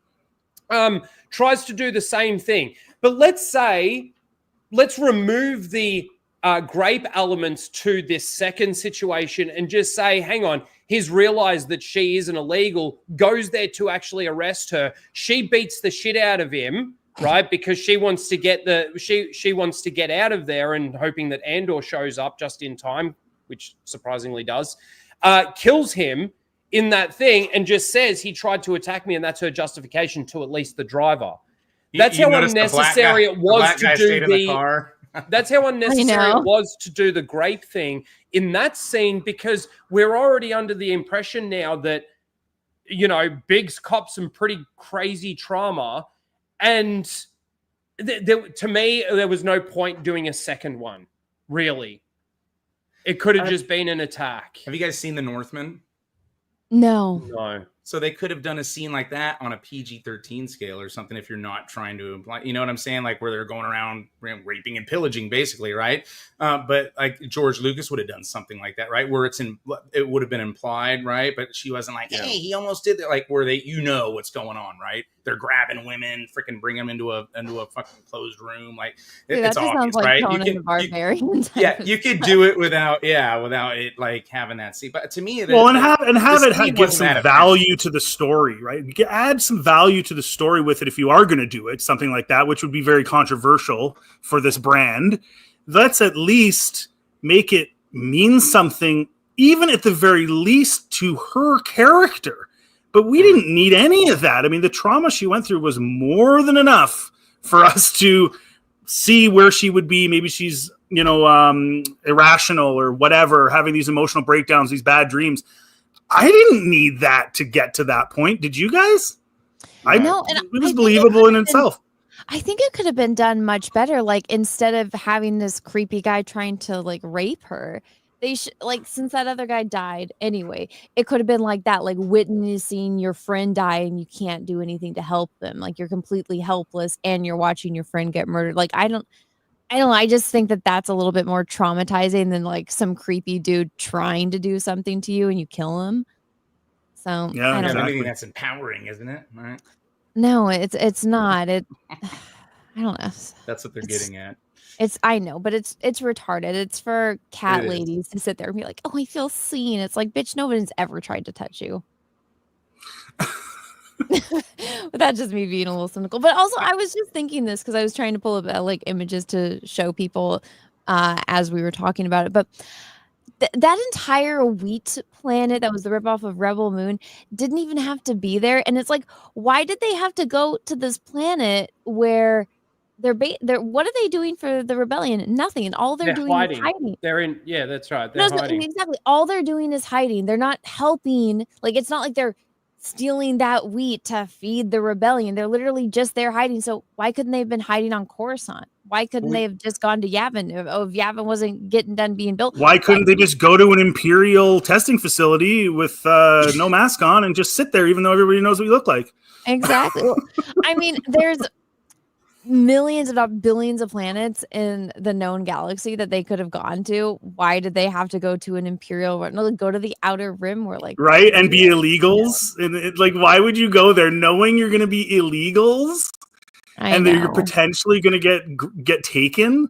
I think it's like it's even dumber because if they got taken, then they'd be questioned, and then the Imperials would get even more information from them. So let's go right into the lion's den, and hopefully we don't get caught and get questioned because reasons for story. I find it funny that the Empire is trying to correct their slave labor, basically, because if there are illegals there, then they can just use their labor. So you haven't seen, I'll try to pull up, they're asking in the chat from Rebel Moon. They literally, it's like shot for shot. I'll pull it up. Oh, yeah. I put it on Twitter and everyone went nuts. I was getting attacked on both sides. I loved it. It was a good meltdown experience for everyone. I wonder how Zack it doesn't Snyder's matter whether feeling you right like it or not, you know. But they had his script. He pitched the sequel trilogy, right? Yeah. That's part of that script. You're telling me they didn't have his script? Hey, that's in my script. But yeah. I don't know. It's just freaking weird. Well, then he made Rebel Moon, and there's a shot-for-shot ripoff from. Well, and the way she kills the dude, she hits him over the head, like the same thing. Like there's a dude who gets his head pounded. I didn't know that. The leader of the community. Like there's other parts that, like the girl fetching the water. That's like the same one that. So he rips off Rebel Moon and Les Miserables to get. Yeah. Oh well, but it's like the same. It's like a wheat planet. Also, do you guys like how like Will just like is so in love with this girl he doesn't want to leave, then he gets a new blonde girlfriend in like the next round. Gorman, blondes, for sure. He's a player. Well, and the thing is I'm not invested in with this year gap and the new girlfriend. I'm more invested in James's Bond's girlfriend than these two. Like there's just nothing there. They show like one or two scenes of them talking and then they kiss. And it's like, what was this here for? What was that? All done so that he could stay, right? Remember, he didn't want to leave the second girlfriend on Gorman. But I don't care. Who is this person? I've seen her in about 5 seconds of this show. There's no. She's in charge of the radio. That's who she's helping with radio. She's really important. And it was just there to make it so he couldn't leave the planet for plot purposes. Like, as if we wouldn't notice that they just keep throwing these girlfriends out for this guy. Consumer 114, which was 2 years later. Remember how Anakin was like in love with Padme when he was little, and like, you know what, over a decade or what? Didn't was see it, her 9 for years? like a decade. Yeah. He just thought of her for the past like almost a decade and never saw her and just like thought about her, and he was still in love with her. Yeah, William is a little man-ho, I will say. That was the impression I got from this show. Yeah. So they like nerds. He's geeky. They like the geeky guys. I know for a fact. One of the big hits on TCW and Dave Filoni, right, is he makes the Star Wars universe feel very small, right? this show makes the Star Wars universe feel very small. We're supposed to be feeling the fist of the Empire, right? So we got one episode out of 20. Well, I could be wrong. I didn't watch episode 1. I watched reviews, so I could be wrong on season 1. We had one episode where we had like 10 or more stormtroopers. Like they're really flexing the might of the Empire, right? Like, I mean, have you guys, this is the anniversary of Empire Strikes Back. We see lots of stormtroopers and we see the scope of the Empire, right? Like that's what Star Wars is about. So I understand they're doing this contained, sophisticated story. You could still, what's the episode everyone like jizzed their pants over the most? The one that actually had stormtroopers and like action and Star Wars stuff going on, right? The one that was like a direct ripoff of Les Mis. Yeah. And the one where the stormtroopers stood on the steps and let all the rebels just shoot them without. Well, taking see, cover. like this is the other thing. But we too, don't, like, oh, this is sophisticated. I need to learn that this is technical, intelligent writing, right? Hey, we're stormtroopers. We're going to stand on the steps and let everyone fucking blast us, right? I find Go it ahead, funny. Ryno, Like, I don't know if you guys remember, but when Cyril first makes it, like, you know, the Gormans are all coming in. This is in that one where the massacre actually happens. And Cyril makes it into the Imperial building. I can't remember exactly. But then they take him into a room where there are all those K2 units that are just sitting instead of that are just standing. sitting in there. And one's just sitting there looking at him, right? The next time we see Cyril, he is outside that room and running up the stairs. How did he get out of the room if those droids are designed to keep them in the room? But did you see the security droids? Did you see them? Did they look cool? Did you see the droids? Yeah. That's honestly all that was for. That's all that was for. It was just a thing for me. Like, and look, I'm going to say I blame Disney for the way that I now look at watching shit. Right? They've actually ruined like a lot of stuff for me because I now go into it with a lens where I'm concentrating on almost everything. Right? Well, almost choked. Where I'm concentrating on nearly everything. Like I use this example on Shad's stream actually, but you know, they invent something like, and this is going away from Andor for a second, but they invent something like tracking fobs, right? Where they remove the uniqueness of each bounty hunter and how they track their bounties and stuff like this by giving them a device that they can just point in the direction of their bounties and it blinks, blinks, blinks, and blinks faster when they're actually in the right direction. And then they just go there, right? But my question is, you invented this thing, like how does it work? What is it tracking? Is it tracking DNA? Is it tracking a chip? So does a bounty go to, let's say, Jabba the Hutt and go, hey, Jabba, can I please borrow 500,000 credits? I've got a line on a fucking pod. And he goes, yeah, okay, here's your 500,000 credits. But just in case you don't pay, I want to insert this chip into you so I can make sure all my bounty hunters can track you. Right? Is that what happens in a bargaining agreement in the underworld now? Like, is that how tracking fobs work? Like, that is what Disney Star Wars has done, because as soon as you ask one question in Disney Star Wars, like, for example, how did Luthen get those tablets in his store? There are no answers. And it falls down and fucking collapses. There goes your entire... I don't care how good the writing is. As soon as you insert something that just doesn't make any fucking sense, you've destroyed the universe. Well, and that's why you just make stuff up. If you're a fan, you just make stuff up to justify stuff. You don't get to say, oh, well, this happened because this happened and this happened. It's just, well, we don't really know, but, you know, I can't be critical, so just make stuff up. Just answer with whatever weird thing you got to think of to make it make sense for yourself, I guess. So. Well, I mean, if it doesn't make any sense, that just proves like the writing isn't good, because there's that whole... I've been rewatching Stargate Atlantis, and Jason Momoa's character, he's like on the run from the bad guys called the Wraith, and so he has the tracker in his back, so it's on his spine where he can't reach and he can't cut it out, and it's like you'd have to have another person doing it, and it's like you need a medical doctor to get this thing out of you. And so because of that, he's constantly having to run from the Wraith because they're hunting him, and that's one of the sports, is that's why they chose him to do this instead of just feeding off of him. So if they did something like that in all of these people, where it's like kind of like the clones, they have the little chip in their brain. If it was some kind of like chip where you cannot get it out, you know, without either self-destructing yourself by trying to remove it, like something like that would make sense as to how they're able to always find them. But also it's like, or aren't they tracking Baby Yoda too? So Baby Yoda has some kind of tracking province. So it's like, it doesn't make any sense. Also, why did this just exist now? Like, wouldn't you think the Empire is like, well, we kind of got to find that Luke Skywalker guy. Oh, well, dude, they make Boba Fett look really stupid when they throw him out with the garbage so that he can track the Millennium Falcon to Cloud City. He should have just got out his tracking fob. Dick, dick, dick, dick, dick, dick, dick, dick, dick, dick, dick, dick. Which way am I going? Oh, we're going to Cloud City. All right, sweet. They're there. Well, and the thing that's funny about that too is they're always starving for more content and, you know, more shows, more. I always said less was kind of more with Star Wars, but more.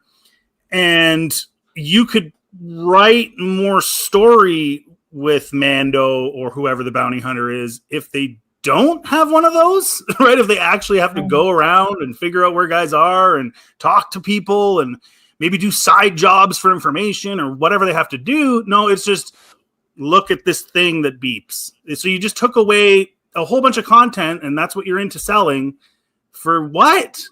Well, the biggest fallacy with tracking fobs is how, like I said at the very beginning, it removes the uniqueness of each individual bounty hunter and how they track and find their bounties. You don't have these unique bounty hunters that have different ways of fucking tracking bounties anymore.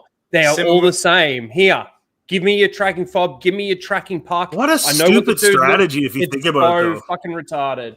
Similarly, all Jedi can talk to beasts. All Jedi have psychometry. All Jedi can in the EU, Jedi had specific powers that differentiated them from others. That's no, really tracking cool. fobs aren't in Andor. I'm just making the distinction that like they They're keep in creating the universe. They keep now. creating, but Yeah. they keep creating technology and stuff like this. Like some of this fucking technology that's on Luthen's ship, for example, in season 1, when he the lasers and shit. Like, man, there's some Just crazy fly shit that going into the on. Death Star, right? And just spin around and Some there crazy goes. shit. Did you guys remember that, though? They never show a shot of the end of the ship lightsaber. They leave it completely up to you. That thing could be going across the galaxy to the other end. You have no idea, because I think they knew if they showed the end of it, it would literally look like a ship with two lightsabers on it, just spinning around. He It was looked actually so the awful. One, he was actually the one that destroyed Alderaan. Yeah, exactly. They'd be like the guys in the farm field on the Zack Snyder planet, and a laser beam just comes sweeping through, and the guys on the other side of the galaxy with a ship. Like, it's just. That's but they knew it was dumb. That's why they didn't show that, but they still put it in there anyway. And like you said, it's an increase of technology that you would think every Imperial ship would have. Every rebellion ship would attempt at least to have it, because it's so good for just getting rid of whoever you're fighting. So then we'd have every ship would have this, and then they just fly around each other with these lightsabers sticking out, and it's just, why would you put that in? I don't understand. It's crazy. So yeah, no, there's It's no absolutely tracking crazy. fobs in Well, they do Andor, it just but because they think it I'm looks trying to make cool the in the moment, distinction. but they don't actually know about. They don't actually think of the implications of it. Sorry, Ryno. No, well, that's basically what I was just saying. Like, no, there aren't any tracking fobs in Andor, but I'm making the distinction that they bring stuff into Star Wars. They create canon, they create lore, and they have no explanation for any of it. Like, as soon as you ask one question, like I said, it falls on deaf ears. And that's where I see something like Andor. If you wanted to do Andor, completely remove it from the Star Wars galaxy, I think that they've, made a pretty good drama thriller, right? But as soon as you start putting it into the Star Wars galaxy, it falls to pieces. I mean, I would argue the Bourne Identity is like, what, an hour and a half or 2 hours long? I mean, it tells a hell of a lot more story than 20 hours That's or true. 19.5 hours. The entire George Lucas saga is 13.5 hours. And look at the world building, the storytelling, just everything. And what did we get out of 20 hours of this show? Like, really? What did And we it's get? not about Four needing little lightsabers pots. and needing force users and that sort of thing. No, read the X-Wing book. Go read the X-Wing books. Oh, I mean, if X-Wing you're so series is one of the sophisticated, go best. read those 4 books and get back to me. I think, what was it, 2 days ago, we were told Luthen is better than Wedge Antilles.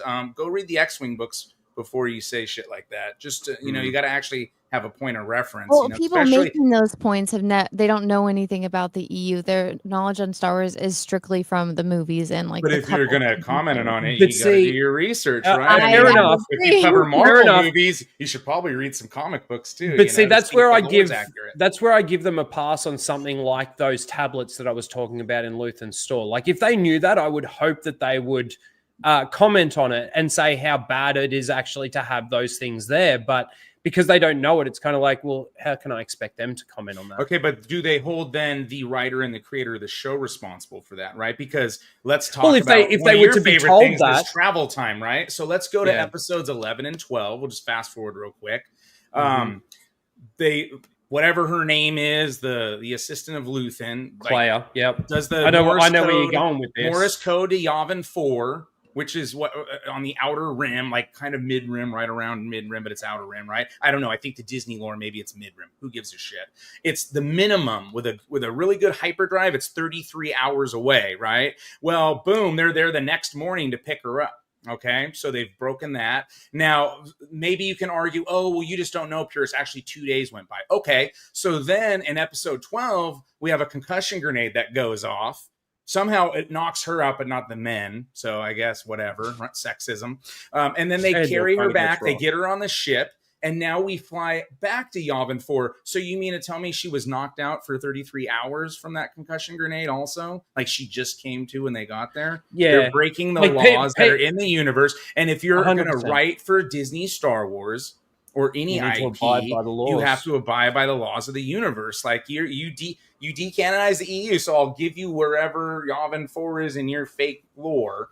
But you still have to apply your new fake lore to the actual rules of the universe you're writing for in your fake Star Wars. Speaking of which, and this dovetails off of Raging talking about the technology. Maybe I'm crazy, but like when Luthen stabs himself, he ends up in a hospital bed with this contraption going down into his chest that, you know, facilitates a scene of Clea going in there and unhooking it and the crying and everything. Why wouldn't he have been put in a back to tank? I know. Because even Cobb Vanth gets shot in a Disney show and is in a back to tank. And there was a guy in the back to tank at the hospital, but he doesn't. Is it because if she pushes the button to drain, he's just like flop down all weird and gross? And the justifications trooper will be that Deidre wanted to interrogate him. So they're not going to put him in a back to tank. They're going to try and heal him this way. Do it like I know it sounds stupid because it is, because the back to tank is the fastest and best way to heal him and guarantee his survival. Pretty much. Did Sabine go into the back to tank? No. Is that why she was up the next morning? She just got burnt. She just got burnt by a cigar. What are you talking about? It was a cigar. By a lifesaver. She's fine. Yeah. What do you mean? But no, like I did think about that. I'm like, where's the back to tank? But like for me, that scene actually did some destruction to the character of Luthen.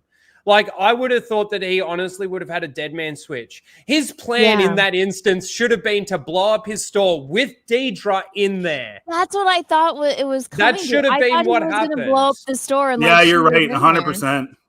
He should have killed himself with her. Yeah, you're right, and that would be in line with his character too. And 100%. And you could still have it where what's his name? The main guy at the ISB starts with a P.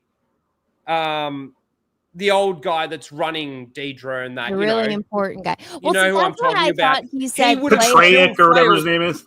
He would have still failed and still would have had to, like, the only reason why they wanted to do that was because they needed the lead for Clea.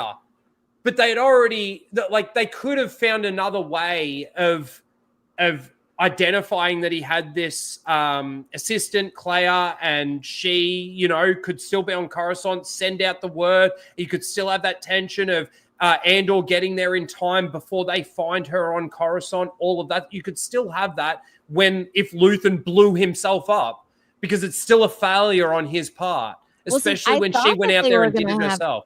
Anyway. I thought they were going to have him blow it up, and like when she was in there and he like turns around, because he's not worried at all, which I think is just a testament to like Stellan Skarsgård being a good actor, even when you got shit to work with. And because he's like, no, you go do this and I'm going to go do that. I thought that it was his way of like, you know, I'm not getting off this planet. You are. Yeah.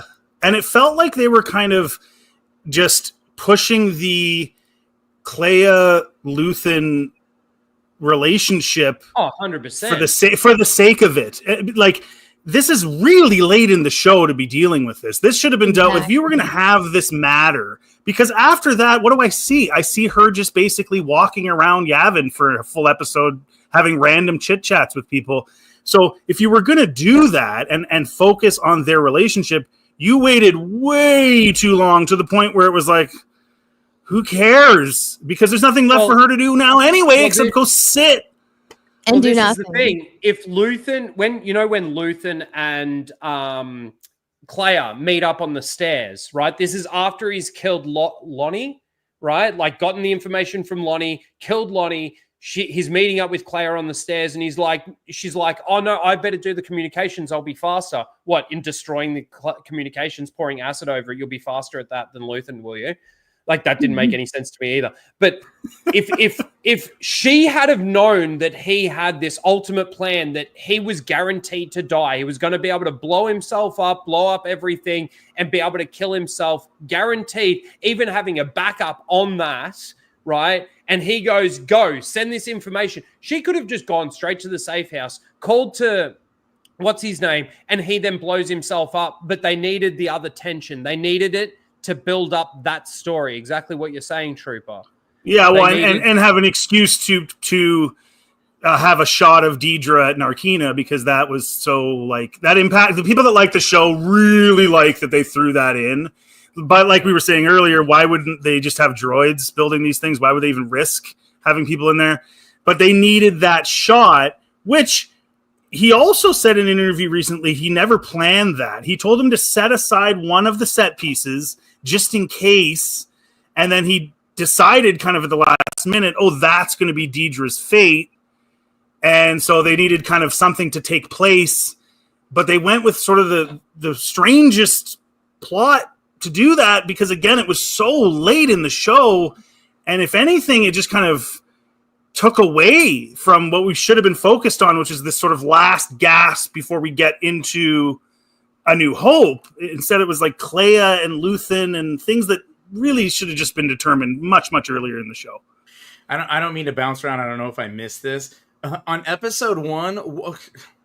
Again, I don't like who are we appraising the show for? The people that think it's good, or people that are actually Star Wars fan? Like, what's the actual Star Wars fans? Okay, so actual Star Wars fan. So, what's the point of stealing the TIE Avenger in episode 1 besides showing, hey, look, you may not fall asleep this season?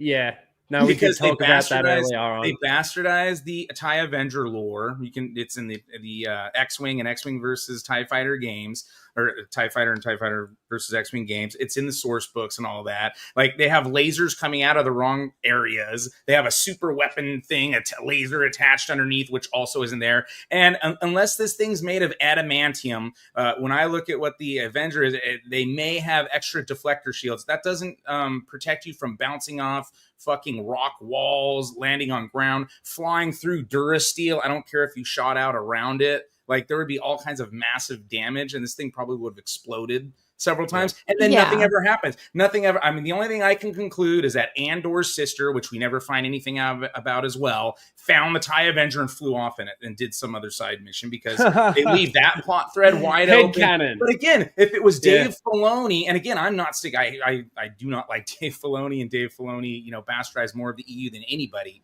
But if the bar is, hey, at least this isn't Dave Filoni, why are there all these open plot threads that just never get closed up, right? The sister, the TIE Avenger, I think we talked, Ryno, after the first 3 episodes, and they do the time jump, like they leave stuff like unaddressed in that as well. Like, we're leaving, it's this emotional moment, but then we don't find out about other events that happen in the first 3 episodes. It's just, I don't know. You have to be really intellectually dishonest to act like this is like top tier Star Wars. Well, the people that sort of like it, they do say that the sister thing got addressed by Marva, saying that stop looking for her, she's dead. It's like, okay, that's shitty. Like, unless you have proof that, speaking from experience, unless you have actual proof that your sister is dead, you're not going to stop. He got told. Yeah, he got told in the brothel that there was a girl from his home planet that worked there. Like, he did get told that. Like, it might not be his sister. Fair call. It might not be, but that's the last lead that he had. And he found out that, yes, there was a girl from his home planet that was working there. And then that lead just goes completely cold. Like, he doesn't care anymore. Saying that once you stop looking for something, you'll find it. Like, just to wrap it up, it could have ended with, like, him on Yavin and his sisters there. And it's like, what do you reckon Bix is his sister? That's what I was saying. Yeah, man, let's do it. Go full Biggs out. is his sister, and they've got an inbred force-sensitive baby. The baby comes out blue. Oh my god. Can we talk But about wasn't the that- Hang on, can we talk about the Force Healer for a second? So, Oh, yes, please. I feel like the reason why Bix had such a feeling in both instances of like when like the Force Healer first sees Andor, but also when she goes off and speaks to Andor after the whole incident, she says, "I felt it." Like, I think that I don't think either of them are Force sensitive, but I believe that they have created a Force sensitive child that Biggs was able to feel stuff through in that instance. And yeah, do we know whether or not Andor's kid is a boy or a girl? No. Okay. Well, it hasn't decided yet. Raging, it hasn't decided yet. There's a rumor. That's right. There's already a rumor. Fake rumor. Well, isn't there rumor? I said they're doing this so that way he can reprise his role and just play Andor Jr. in that upcoming awesome and highly anticipated Rey movie. No, the it'd be rumor is Mandalorian it's Grogu. Dameron. Yeah, that's what I heard. That he's Poe Dameron, and I was like, It all leads Oh. back to cake, baby. I still think it's Rey's dad, and Palpatine graped Biggs after she left. Either way, we can know for sure it'll be one of the 50 million cameos we get in the Filoniverse movie that he's working on. So he'll be I thought there. you were going to say one. I He'll be thought you there. were going to say one of the 50 million genders for a second. Then, before we move on from this, I just like when I was criticizing the first season, we were like, you just don't like it because there's those explosions and lightsabers and Jedi. And I'm like, no, there's actually a lot of reasons why I don't like it. But thanks for, putting me into that box. But now, we have a Force sensitive who just conveniently knows Force healing, even though everyone at the Jedi Temple apparently forgot. Even Palpatine didn't know, which is why Anakin went on his little spree. But now just conveniently, this random lady knows it and is just there helping with the rebellion. I'm like, oh, that's wildly convenient. well, there are Force healers. Like there are Force healers in Star Wars, and I do think that the way that they did this Force healing is definitely better than like Rey Skywalker, like just completely sealing the wound up and because he's still got the mark there and everything. When he goes and checks it again, it is sort of better. We don't know how much better, whether or not it's completely fixed or not. I think that the way that they've done this is a little bit better than the way that they've done Force healing before. So I'll give them credit there. This is another Jedi that survived Order 66. Which Is it? Massive. Well, it has to be, doesn't it? Well, you would think so, but then where was the Grogu knew how to heal? Where are all these healers at the Jedi Temple? He learned that. I get that, but just this character specifically as another survivor of Order 66. I mean, we are literally 19 years out from, unless she just learned these abilities late in her life. But that's what I'm saying. Maybe she's like this new thing, because Rey, I guess she read about it in a book or something, or didn't even know and just did it. Nobody really knows, but I kind of got the impression that this person is completely separated from the Jedi and is literally just some rando sage medicine lady that just knows how to do it. I could be wrong. I mean, they don't elaborate. We don't know. That's the impression that I got, because again, like you said, it's just another Jedi that survived, but it's like, who is it's another essentially Force sensitive acting like a Jedi and that's still alive around the time that Luke Skywalker does his thing. And we're supposed to have I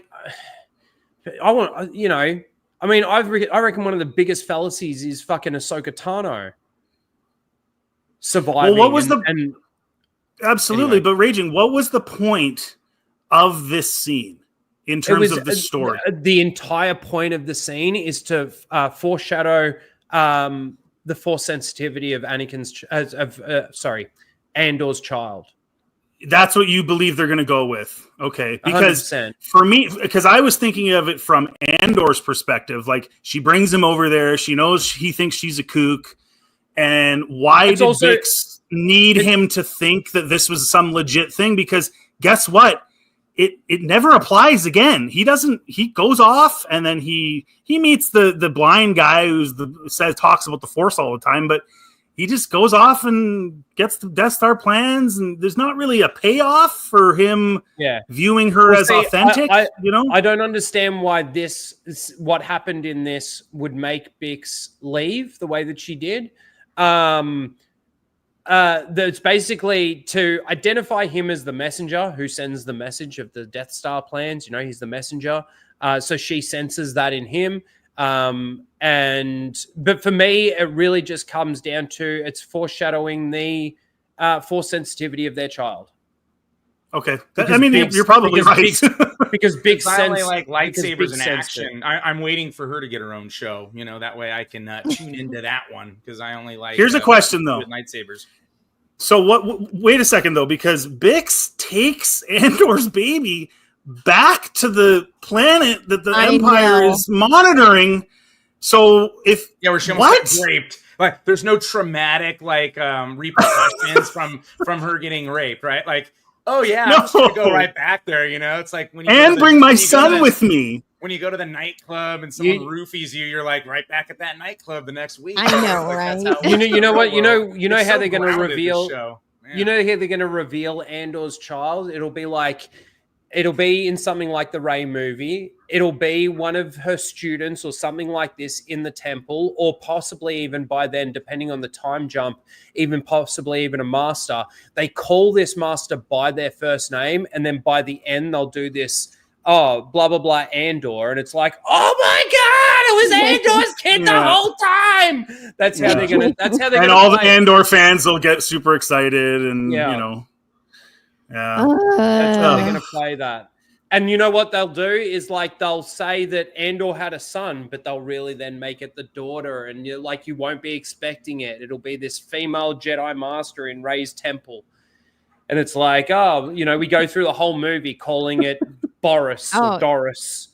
And it's Your father, Doris. Your father found the Death Star. Master Doris, we need help with this. Oh, Master Doris, you're the main character of this story. Master Doris. And then it turns out that it's Master Doris Andor. I can already see the tweets like, this character is is the son of the guy who got the Death Star plans, is so much cooler than Luke Skywalker just because he was Anakin's son. Oh, that's what they'll go to.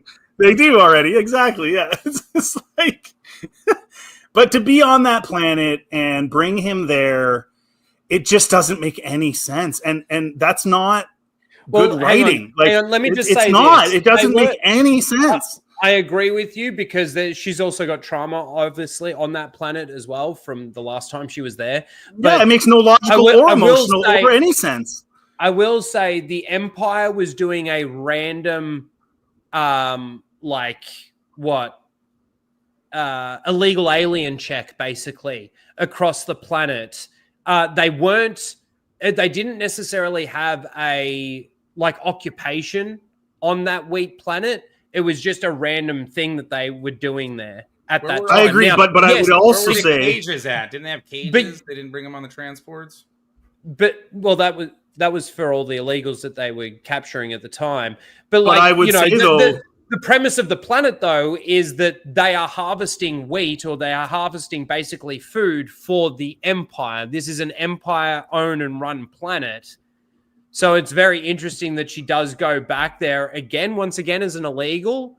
Maybe she's got birthright citizenship. She gets birthright citizenship. And the thing is once they catch a criminal, once there's an illegal and an illegal goes and murders an Imperial, two of them, and they've also discovered multiple other illegals on this planet, they're going to be there.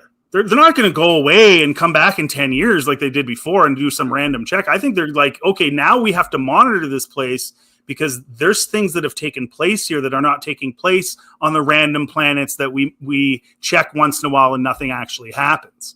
It's Disney Star Wars, man. They send 5 stormtroopers. That's all you need. There's no Yeah. like Imperial might, you know. Do you think There's it was no, the like, same Star 5 guys for every Destroyer. scene? The same 5 actors, like for the scene It's- where they shot the it's not people in the head, and it's all just the same Probably. 5 dudes. It's not only in the show though. They did it in Kenobi. They do it like in all their shows. Like there's never like. I wonder if it's the actual, same like- guys in all of them. It's the It same probably- 5 guys. Well, it's funny because they just like put out a casting call for cosplayers. They're like, "Hey, we need some people that got good stormtrooper or clone trooper costumes. Come on, you can be on set." Like that Because they know that the cosplayers do it better, right? They do, and they know that they can show up and they'll just do it for free because they want to be in Star Wars. So it wouldn't Yeah, shock true, me if it's the true. same 5 guys over and over again. I like It's Ed a lot of Sheeran. people It's love Ed Sheeran. Andor's. A lot of people love Andor's gun too. Oh, you mean Kyle Katarn's gun? Oh, His I blaster? know.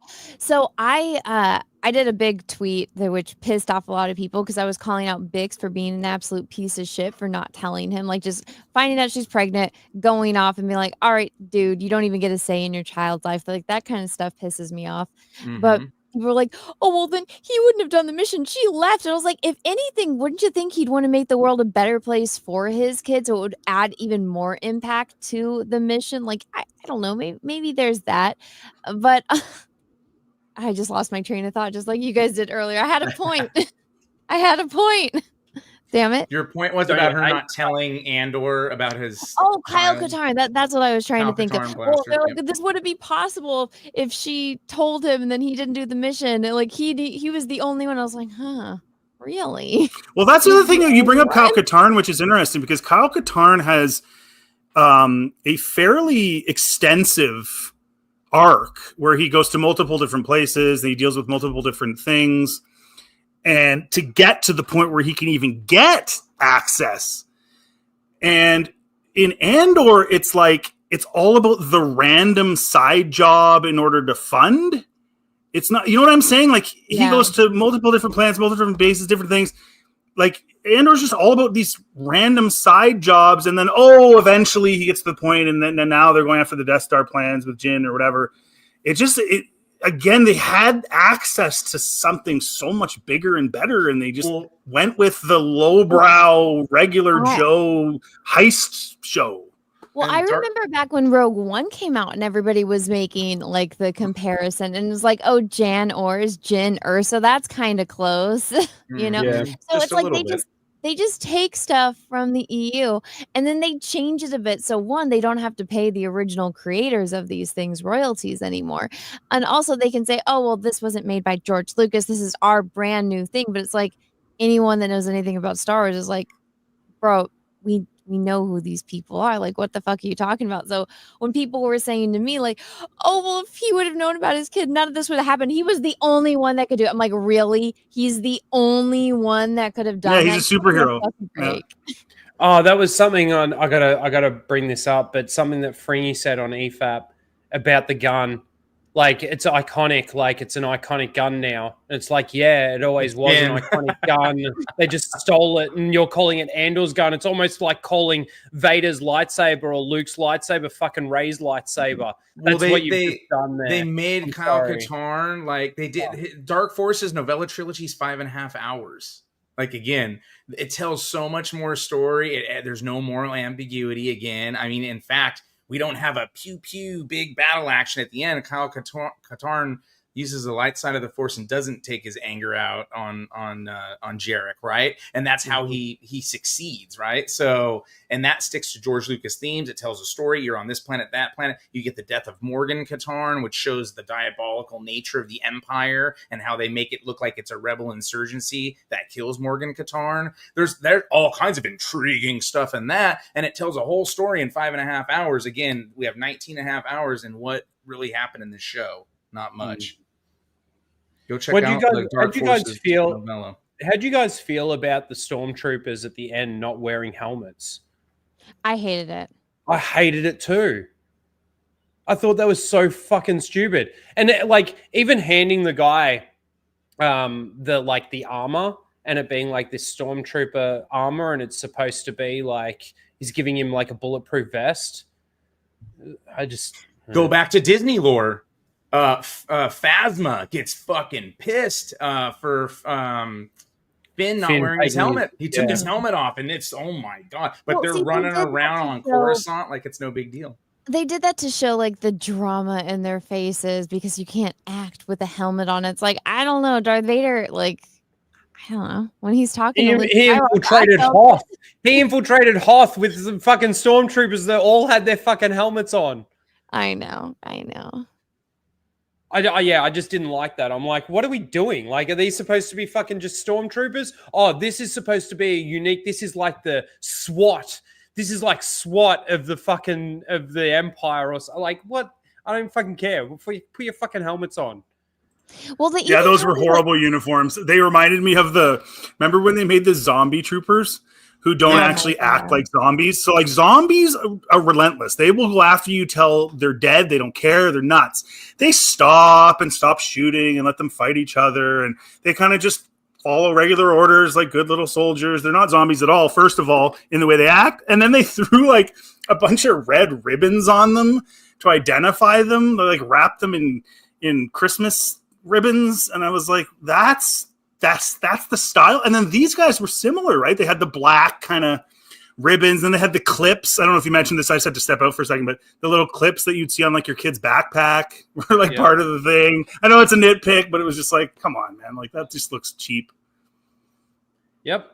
Well, I know like you guys are saying in the beginning of the stream, like you like the look of the show. I don't. Like, honestly, I personally think it looks cheap. Like it doesn't look, it looks like I don't know, people pretending to make Star Wars and they're trying to get the look right, but it doesn't look exactly right. Like it doesn't feel like the lived-in universe. The establishing shots looked good. The establishing shots of like when they arrived at planets or something like that, I thought some of them looked pretty good.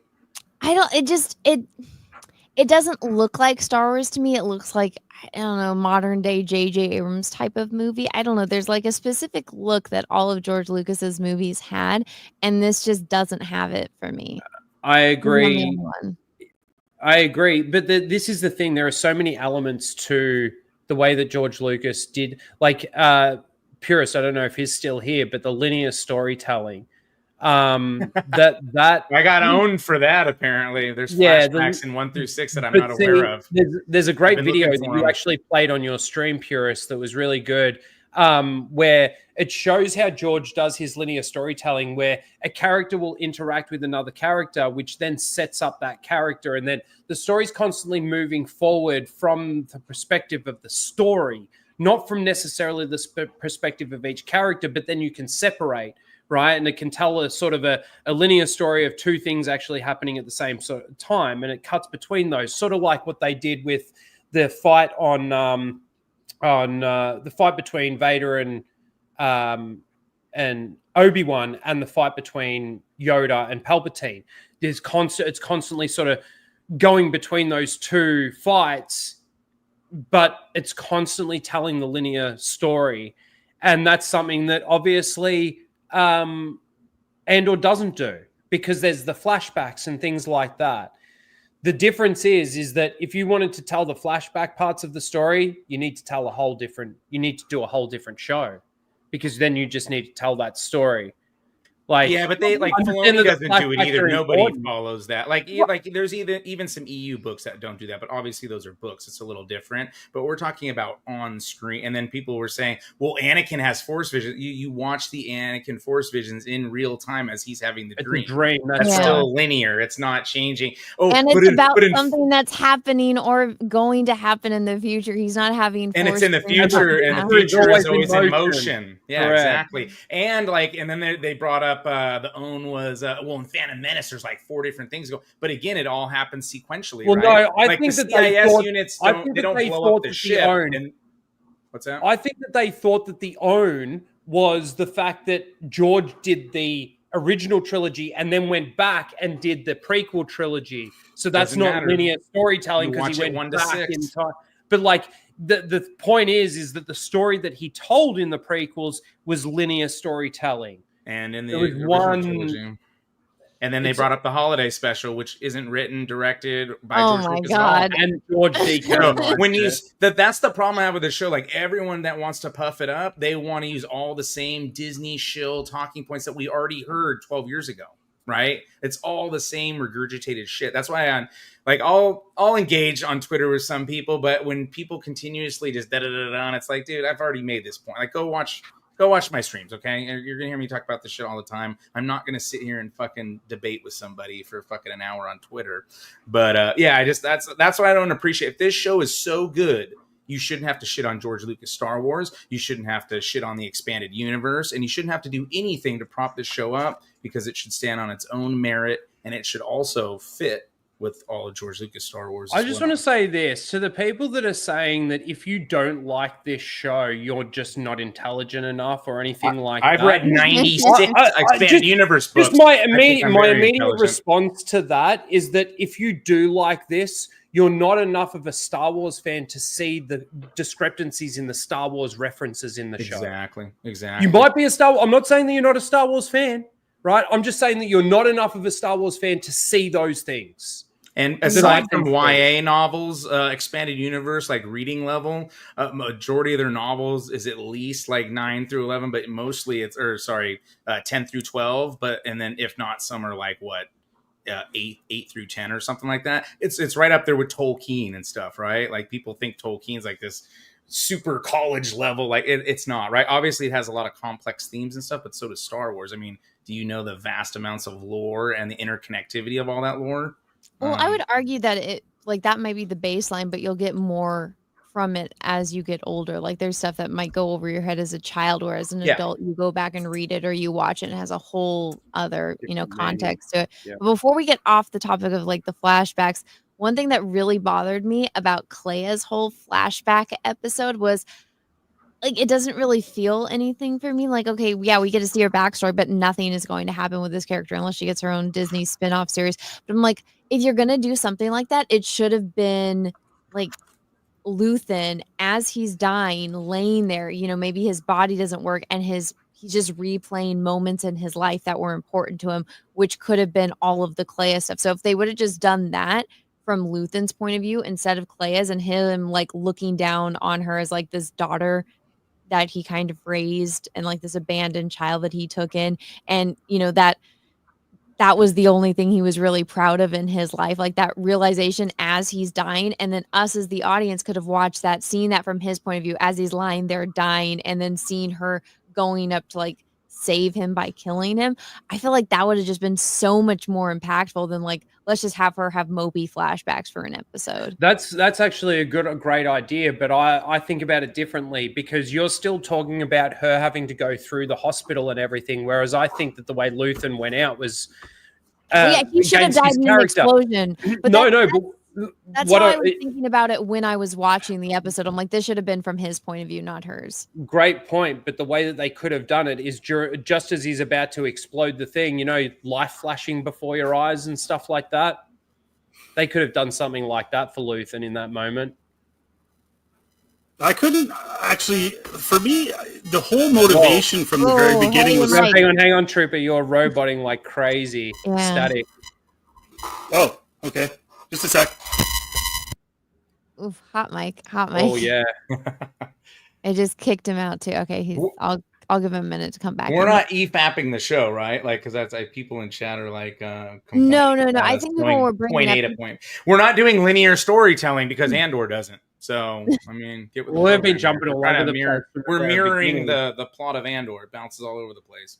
Yeah. All right, let's see. Are you better, script? All right, I'll give him a minute to get back in. But yeah, we're going on about a little over 2 hours. I do have to get to my little baby in a little bit. So if there's anything like you guys want to talk up as we wrap up the stream.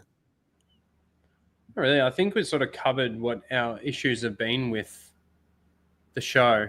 I like personally, I'm probably the one that's a bit more lenient on it out of everyone here. Like, I think that there's some good stuff in here that could have, if like it's done properly in the Star Wars galaxy, could have worked. And like I said, I did like some of the performances. Still, Skarsgård he is a good actor. And his performance was really good. And the way Clea bounced off that as her first performance, I thought was really good. And I thought that there was some really good shots. But other than that, I really don't like what they did with the legacy characters that they put into this. Bail Organa and Bail Organa and Mon Mothma, sorry, have both been maybe not as destroyed as somebody like Luke Skywalker, but they're certainly on the destructive end of it. And yeah, that's it. I think I think the show is boring as hell. I watched I've watched plenty of slow burns. I brought up The Northman. I like The Northman. That's a slow burn, right? That it wasn't Vikings, right? So everybody got all butthurt about it, right? I thought it was a really good story. You can still tell a good story that's a slow burn that doesn't like put you to sleep every time you turn it on, right? Me and Grizzy couldn't even like review the show because they were doing the 3-episode blocks, and it was just so like to slog through 3 episodes. Like after we did the first 2 reviews, we're like, we're done, man. Like it just wasn't worth it. So, and again, I always go off the premise of real Star Wars because I grew up with real Star Wars. I was in front of the TV waiting for the first Ewok movie to come on, and I'd already watched the original trilogy, with my cousins and stuff. So, and then I read the EU. I was one of the people that helped support Star Wars while it was in the dark times before the prequel trilogy came out, after the fact. So I can't just disregard all those years of, gaming and books and comics and everything, just to make it fit somebody's narrative on why this is a good show and why the writing's so great. And this is now, I think we pointed out a lot of writing inconsistencies with the show. And then I noticed 2 people were in the comments mad that I was bringing up Tolkien and that Star Wars is so much better. And they're the same ones that are actually defending the show, which shows you that the Andor fans are mostly tourists and they're not really Star Wars fans. And that's why it's easier for them to consume and accept Andor for what it is, because they don't really know the real lore of real Star Wars. Well, that's exactly it. From everyone that I've seen, the script is having microphone problems, which is why it's booting him out, for anyone wondering. From what I've seen from people that like adamantly defend this show and like this show, it's like you have to have like the most base level knowledge of Star Wars. So, it's like you've just watched the movie, so you don't know anything else. You've never read a book, you've never read a comic. Heck, you probably even haven't gotten all the action figures, so you don't know all the expanded universe characters. So and you probably don't know how like the Force works. Like, for example, I know one of the people that is, big, like, yay, Andor's the best thing ever, asked me like 5 years ago, how does like hyperspace travel work? And I was explaining to them, it's like, okay, so somebody that doesn't even know how you travel through hyperspace is saying like Andor's the best Star Wars show ever since we got the originals. And I'm just like, yeah, it's a show for normies, but then again, it's like not a show for normies because like my husband, I would say he's kind of a normie, and he was so bored out of his mind from it. Like I couldn't show this to my mom or my dad. They wouldn't care. Like they wouldn't be interested. I couldn't show this to kids in my family. They wouldn't care. They wouldn't want to watch it. So I really don't know who this is for, except for, I don't know, maybe people that are bored and don't have anything else to watch. So. Well, that's the thing. Like George Lucas, credit to him, he was able to make Star Wars for normies, but keep like everyone. massive. Well, yeah, but also be able to keep massive amounts of lore, canon, and continuity in check for the hardcore fans. Whereas that's where Disney Star Wars falls over. They're making Star Wars for normies everywhere. As soon as one of the hardcore fans asks a question about something, it falls. The House of Cards falls down. One question. That's how I see it. And they went out of their way to maintain that continuity through the games and the books and everything. And, people can try to poke a hole here and there, but for the massive scope of what the expanded universe, there is no other franchise that has gone that much out of the way to maintain continuity like throughout, pre-Disney. Well, they've got more continuity issues in 10, 12 years of Disney Star Wars than the entirety of the expanded universe. And that's not to say that there's no fucking continuity or problems within the expanded universe. I'm saying that there are some. I'm just saying in 12 years of Disney Star Wars, there's more. Nearly everything that comes out is like a contradiction, a retcon, a change, a creation of lore, or something that they can't answer any questions to. And they have more people tasked to keep track of the continuity too. They actually have a whole story group, instead of it being Leland Shee and Pablo Hidalgo. Oh, Dave Filoni's supposed to be Chief Creative Officer, looking over everything. Apparently, he made The Acolyte as good as it is. There was so much left on the cutting room floor because of him. Oh, we have him to thank for that. Yay. Yeah. Script, you got everything fixed? Does it sound okay? Yeah. Okay, there we go. Sorry, I don't know what the heck happened there. That was weird. Nah, it's probably StreamYards. StreamYards has been, they changed the format like a couple months ago and upped their prices, and it sucks now. So it's probably. Are you guys doing final thoughts here? Or I Yeah. kind of had to go away for a couple minutes here. Yeah, final thoughts.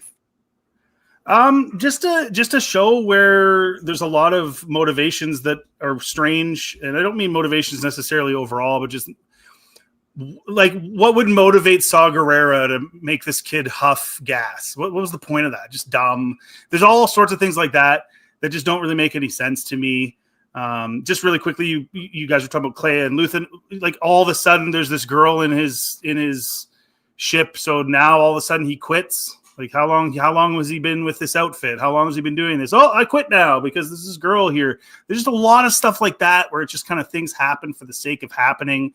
And there's a lot of work that went into, giving you a build up and then that just didn't make sense. So there was just a lot of nonsensical things under the veil of sort of sophistication and big words and long monologues and sort of unnecessary things for me. And so I think ultimately Andor is a failure in terms of feeling like Star Wars, sounding like Star Wars, and being something that they could have done so much better, like we said earlier, with sort of a more Kyle Katarn type arc or something like that. They just really just missed it again, and they just keep doing that. They just keep missing the boat, and it's not that complicated, guys. Like Star Wars is, it's not complicated, but it's not super overcomplicated either. To write a fun, hero-driven, good versus evil, as George has said many, many times, timeless themes, temptations, all those things. It's not that hard to do. But it's also it almost feels like they almost feels like they went out of their way to make it more difficult, I guess is what I'm saying. I was just going to say, it's not that hard to make it grounded either. You know what I mean? Like Disney Star Wars doesn't seem to be grounded. They seem to bring out comedy when it's unnecessary. Yeah. And the comedy's like really forced kind of comedy as well. There's massive amounts of issues with with Disney Star Wars. You mean you don't like your mama jokes? Your mama jokes? You don't like those? No. The other thing I wanted to just say too is that for me at least, and I don't know if you guys agree with this or not, but with all the things in the original trilogy in particular, to a lesser extent the prequels, but all of the things that are going on, whether it's the political plot lines or the flashy lights or the lightsabers or the ships or whatever it is that they're putting out there, I for one always thought of Star Wars as extremely character driven. But what I mean by that is I don't mean in an Andor sense where everybody's sort of off doing their own thing. You learn more about Luke, Leia, Han, 3PO, Chewie in a 5-minute scene together on the Falcon, and the arguing and the funniness and Han and this, and you see his arc, of course, just he completely changes, not much like Andor, but they build off each other and move things along within the storyline at the same time, so you don't need to take a break, and they're doing it with real emotion and building off each other as characters. And I think that's where Star Wars is kind of missing the boat now. And they're just kind of trying to be everything else. Pick a group of people. Yes, they can separate here and there, but they drive their character building through interaction with each other in this really cool environment that's cool and different galaxy and all these other things. But that's, to me, the main driver. And this is where Andor kind of misses the boat in that sense, because, again, everybody's so split up and there's just not a lot of interconnectivity and things of that nature and character growth within each other. Wait, but hold on. I got this great this great meme that somebody created showing the character drivenness and where it starts versus where it goes. Did you guys see this? I did see this. Well, yeah. It all ends with the sequel. Somebody found it. That's the key to the everything. Hey, at least Val was able to find love again. She dyed her hair, huh? She thought she was going for the dude that went and got the other blonde, so she's like, maybe he'll like me if I dye Well, my that's hair what kind of threw me off. Was in season 1 she was a blonde, and now in season 2 she's got that really bad red hair dye job, and then you know, I know this is a joke about this being her or not, but I'm like, she actually looks better as an older lady than she does when she's younger. But I saw this and I'm like, I wanted to share it on you. Oh my goodness. And somebody was complaining in the chat about, oh, the show's not character driven. Guys, this show is Disney driven on, I mean, they don't even sell merchandise anymore, but it's like, hey, here's this thing, follow this thing. There's no heart to it. Like, I mean, maybe not now, but when you were a kid, are you going to go grab a Luke Skywalker action figure or an Andor action figure? Like, let's just say this was out back then, you're going to pick Luke Skywalker because he's the hero. Andor, like I said in the beginning of the stream, he's not a leading man by far. He's like the show shouldn't have even been called Andor. I know, and then I saw Rebellion. Rise of the Rebellion. This should have actually shown how the rebellion was formed, not some random dude and like, I don't know, some Mod Podge scenes and wannabe plot points thrown together to lead up into a movie. Rock, paper, scissors. Oh, especially with how it ends up tying in with the movie. I've heard people say that it makes the movie better. I actually think like it doesn't fit. It's so unmatched. Like, the only thing that matches up is the fact that Andor is leaving to go straight onto that mission that opens up in Rogue One. That's the only thing for me that actually matches up. When he shoots the cripple in the back because representation. Yeah. Because the guy couldn't climb a wall because he had one arm, so he blasted his ass. But yeah, I just... Jyn Erso is like such a fucking shit character. And honestly, it was just like the Yo Mama joke in the beginning of The Last Jedi, like the rock, paper, scissors for me, like that was fucking it. Like, I cannot understand how anyone can say this show is good after. And I made this point. I'm like, all right, let's say they crashed on this planet. They don't know what's going on, but that gets ruined the second Andor leaves and you see that they're on Yavin. It's like, so all of these dumbasses that are on this ship that crashed, that ship has a fucking window. They would have seen when they were crashing. There's temples, I don't know, like 20 meters to the right, Right. Walk there instead of staying in the middle of the jungle with like this destroyed ship. And also, since there's, predators around, you guys can all have blasters that can defend each other. And then Andor too, like, why did he just land there? Why didn't he just go straight to the temples? And also the people that the rock, paper, scissors people that are just waiting. It's like, okay, your friend took off with the ship to go get survivors. So you guys know what planet you're on. Andor knows what planet he's on. So why don't you walk 20 feet to the fucking right and go to the fucking temples? Like, I'm like, this is so stupid. So anyone that's just like, oh, you're not intellectual enough to understand this show. And I'm like, I don't know, dude. I made it out of kindergarten. That's about the level of understanding you have. Well, that whole sequence. Well, this that whole sequence is to. So go ahead, Raging. Sorry, man. So I was just going to say, this comes back though to the whole world building thing, right? So like when we first see Yavin, we don't know that it's Yavin, and neither does Andor necessarily know that it's Yavin that he's landing on. But yes, like Anna's just said, you can see the temples when you're landing. He didn't crash land on that planet either. He was going to meet someone there. He just sort of landed on the planet. So he certainly would have seen the temples coming in. But they also made it so that this is the entire, what planet? Is it a planet or is it a moon, Yavin? It's a moon. It's a moon, right? So the entire moon of Yavin. Well, because the gas giant, you're always going to be able to see at night. It's not like our world. Where it's like... But also too, like the only parts of this planet that we see is like where Andor lands with the crashed ship there, where all the rock, paper, scissors guys are, which is like Anna's sort of saying, 20 feet away from where the temple is, because when Andor takes off, it's right there. So they've made Yavin even small in that sense. But like it just brings you back to the whole Gorman thing. The entire planet of Gorman is 800,000 people. It is literally just this one city on this entire planet. You're just not smart enough right now. And the Empire can't just go to the other side of the planet without them knowing. Like, oh my God. Well, and the thing that's so frustrating is that whole scene. or those group of scenes, like we talked about earlier, how they just basically argue about the same crap over and over and over just to get runtime. That was all made up. This is the level of quote sophistication in the writing. Those scenes were all put there so that they could go back and forth between that and explaining just how scared the Zack Snyder Planet people were of getting caught for being illegals. Because otherwise, there's no point in him going there. There's no point in him dealing with these people. It's just to have a bunch of scenes, and then he shows up right as the Imperials are getting there, instead of any earlier or any later. But even then, you could have still had those scenes on the Zack Snyder Planet, the Rebel Moon planet, without this other stuff. They just felt like they needed it in there for some Maybe they were unknown making reason. a point about catch and release. Maybe that's the point we're all I'm sorry. Cool stuff in the chat says, stop mentioning Gorman, Ryno. You're wrong and digging yourself a bigger hole. Okay.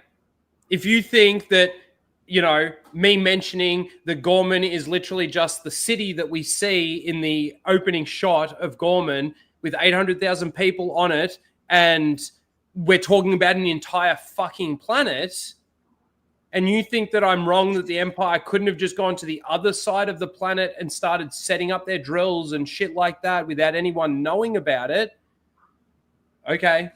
Well, not only that, Raging, the people of Gorman...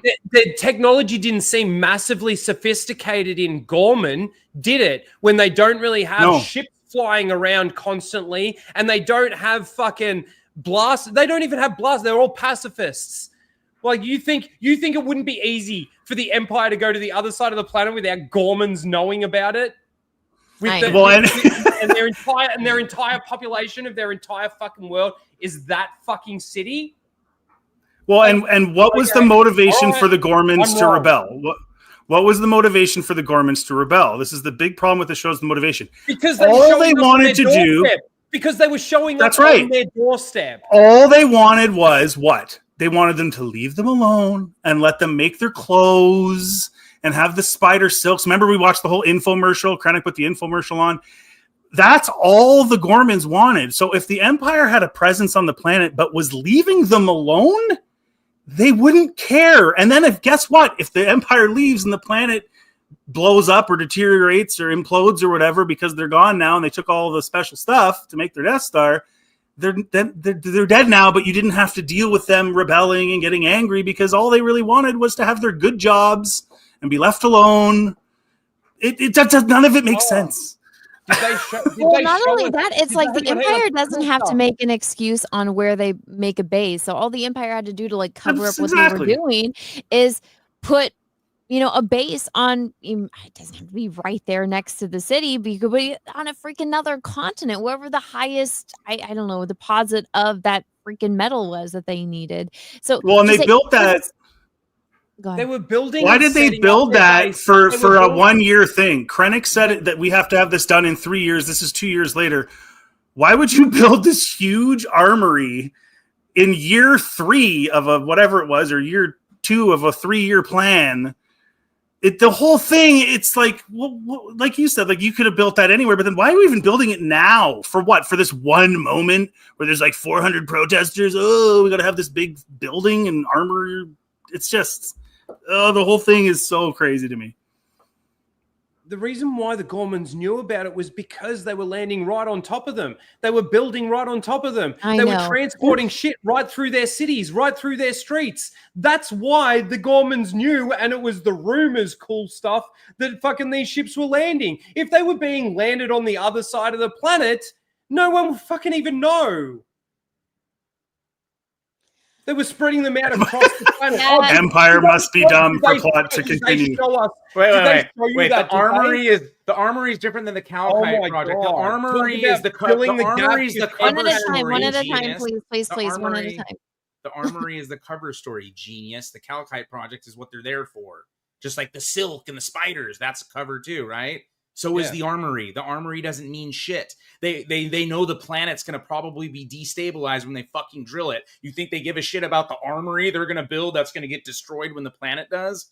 Dude, you're obviously a pseudo-intellectual. The All right, I'm only gonna stop. reason, Anna's got to go. The only reason I know Anna wants to get out of here. The only reason for them to have to land right on top of them would be because the main veins of the calcite or whatever it is that they've got to get is literally underneath the city. Which I don't know if that was mentioned or not, but that would be the only real justification for me for why they would have to go. But the entire planet needs to be destroyed. So that then brings into question again going to the other side of the planet. Well, then again, that to me, that just says, well, then you need a better plan. You need better miners, right? Like, yeah, you just need to get people, which this species is the best at turning spider silk into clothes. So they're the fashionistas of the galaxy. Okay, that's their profession.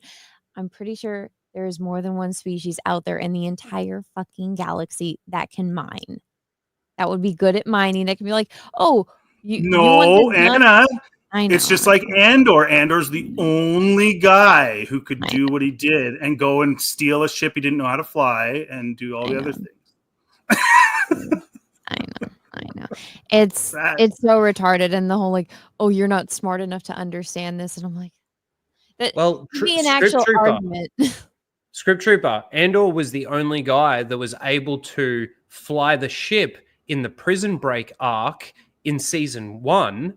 And then when he lands on the planet where the Doctor tries to fix that Nerix guy, or whatever the fuck his name is, and Andor leaves Val with the 80 million credits, but takes his share and leaves, she's still apparently able to fly that ship, even after it's been established that the entire reason they need Andor there is because he is the only one that can fly that ship. But it magically, Val magically gets the 80 million credits to Luthen without actually crossing paths with Luthen as well, mind you, because later on Claire comes and meets her and goes, "Where's Luthen?" Like, it's, man, people want to talk about like it's right there in front of you. They say that Andor needs to be on this mission because he's the only one that can pilot the ship. He pilots the ship, gets them out of there, lands on a planet, leaves. And Val still gets the credits to what's his name without us seeing it. It's all off screen. Oh, man, that's bad. That's so bad. I totally forgot about that, dude. That is, it's posing as intellectual with, again, the monologues and the style and the constant dialogue and everything else. And it makes people feel like they're watching something that is intellectually, quote, superior or whatever. But when you really think about some of this stuff, it's like they were just throwing stuff on a pier, throwing crap at the wall and whatever stuck, and then just kind of mash it all together. And if it doesn't make sense, oh, well, that's not explained. That's not explained. There's a lot of that in this show. I've learned tonight there's even more than I thought. Jeez. Yeah, no, I mean, the more I think about it, the more I don't want to think about it. But then it's like, I just find more and more that's wrong with it. Like, the only episode that really was like, oh, this is entertaining was the Gorman massacre one. And I was like, because this is a direct ripoff of Les Mis. And people got so mad at me for saying that. I'm like, just go watch it. You want to get on me about intellectual. I'm like, you've never seen this. I feel like it's probably one of the most famous plays in the world and a very famous novel. Like, I know Ryno hadn't seen it, but I'm like, I get it. Straight guys aren't really the biggest musical fan, so I'll give you the pass there. Yeah. We had to cover that in school when I was a kid.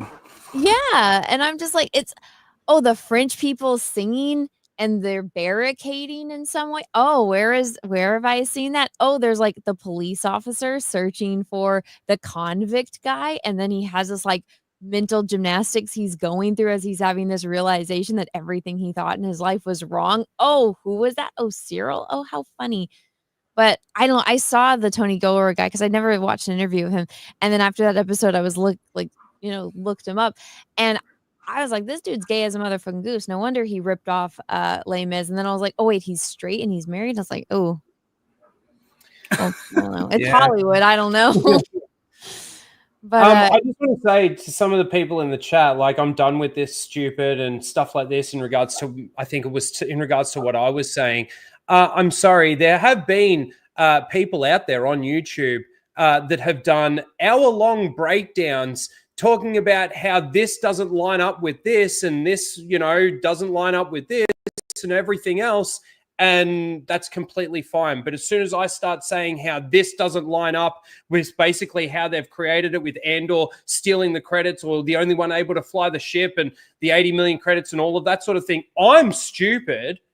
I'm the one that can't make sense of it. I'm the one that, oh, this is just dumb, right? But like when you do full breakdowns and you basically are making the same points just with a different fucking movie or something like that, it's okay because everybody's unanimously hates that, right? Well, it's okay because that person Fucking that's pisses making me that off. agrees with what they agree. So that's why. But because you're making a point and they don't agree with you, you're wrong.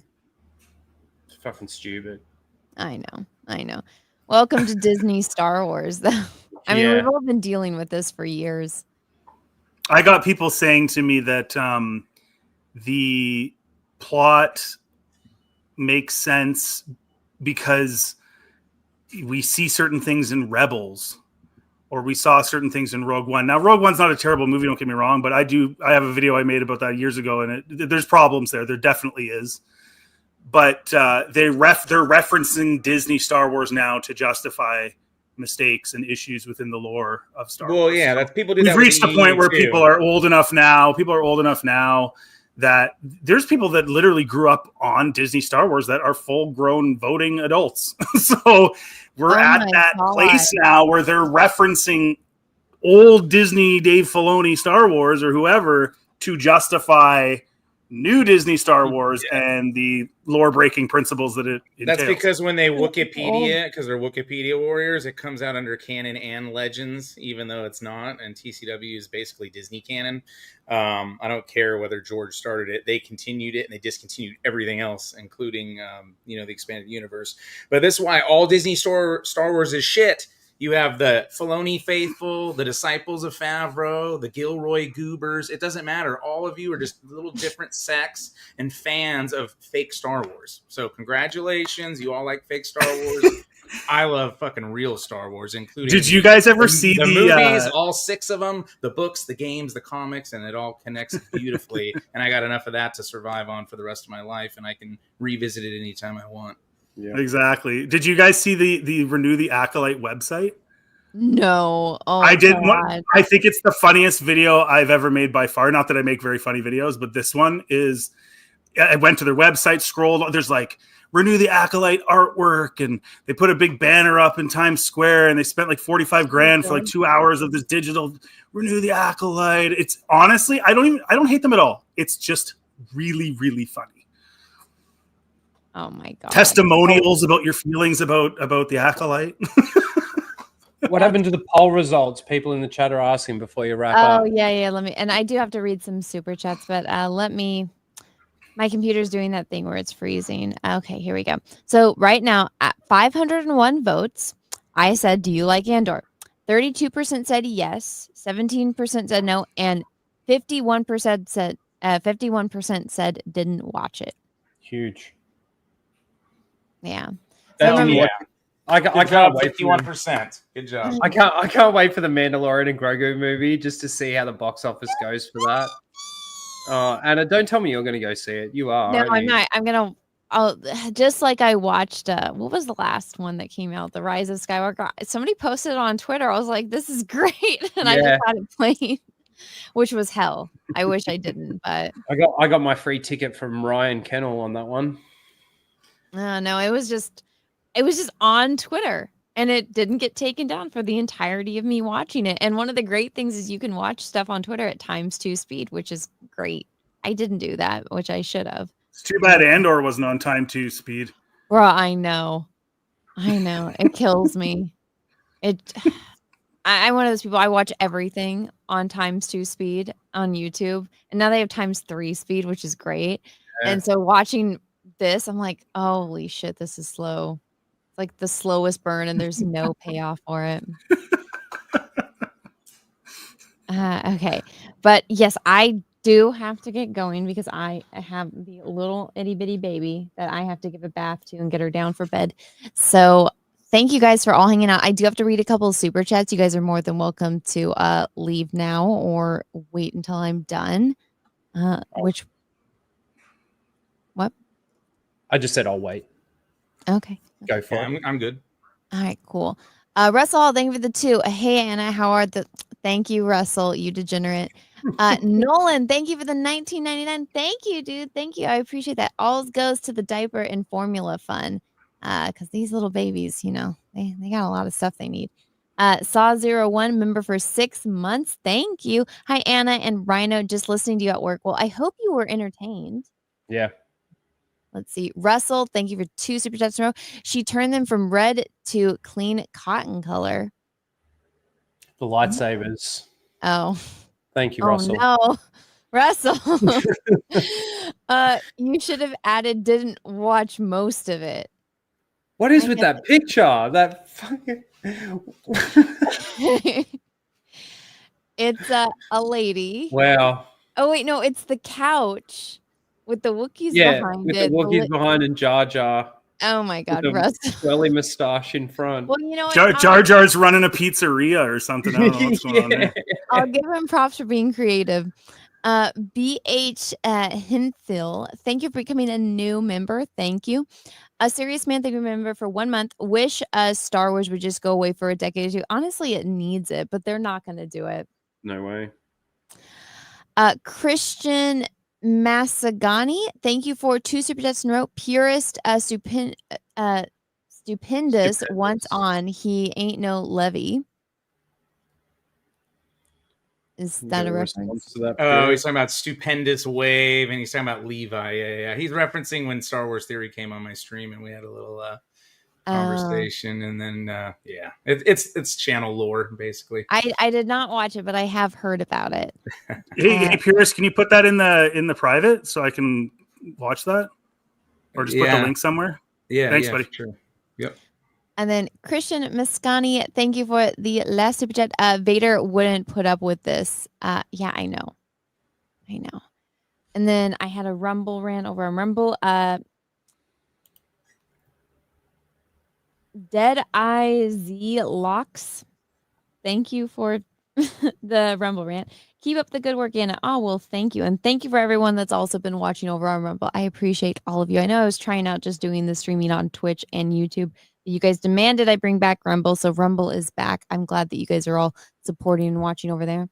And that is it for all of these super chats. I'll intro you guys out. Ryno, anything you got going on? Anything you want to promote?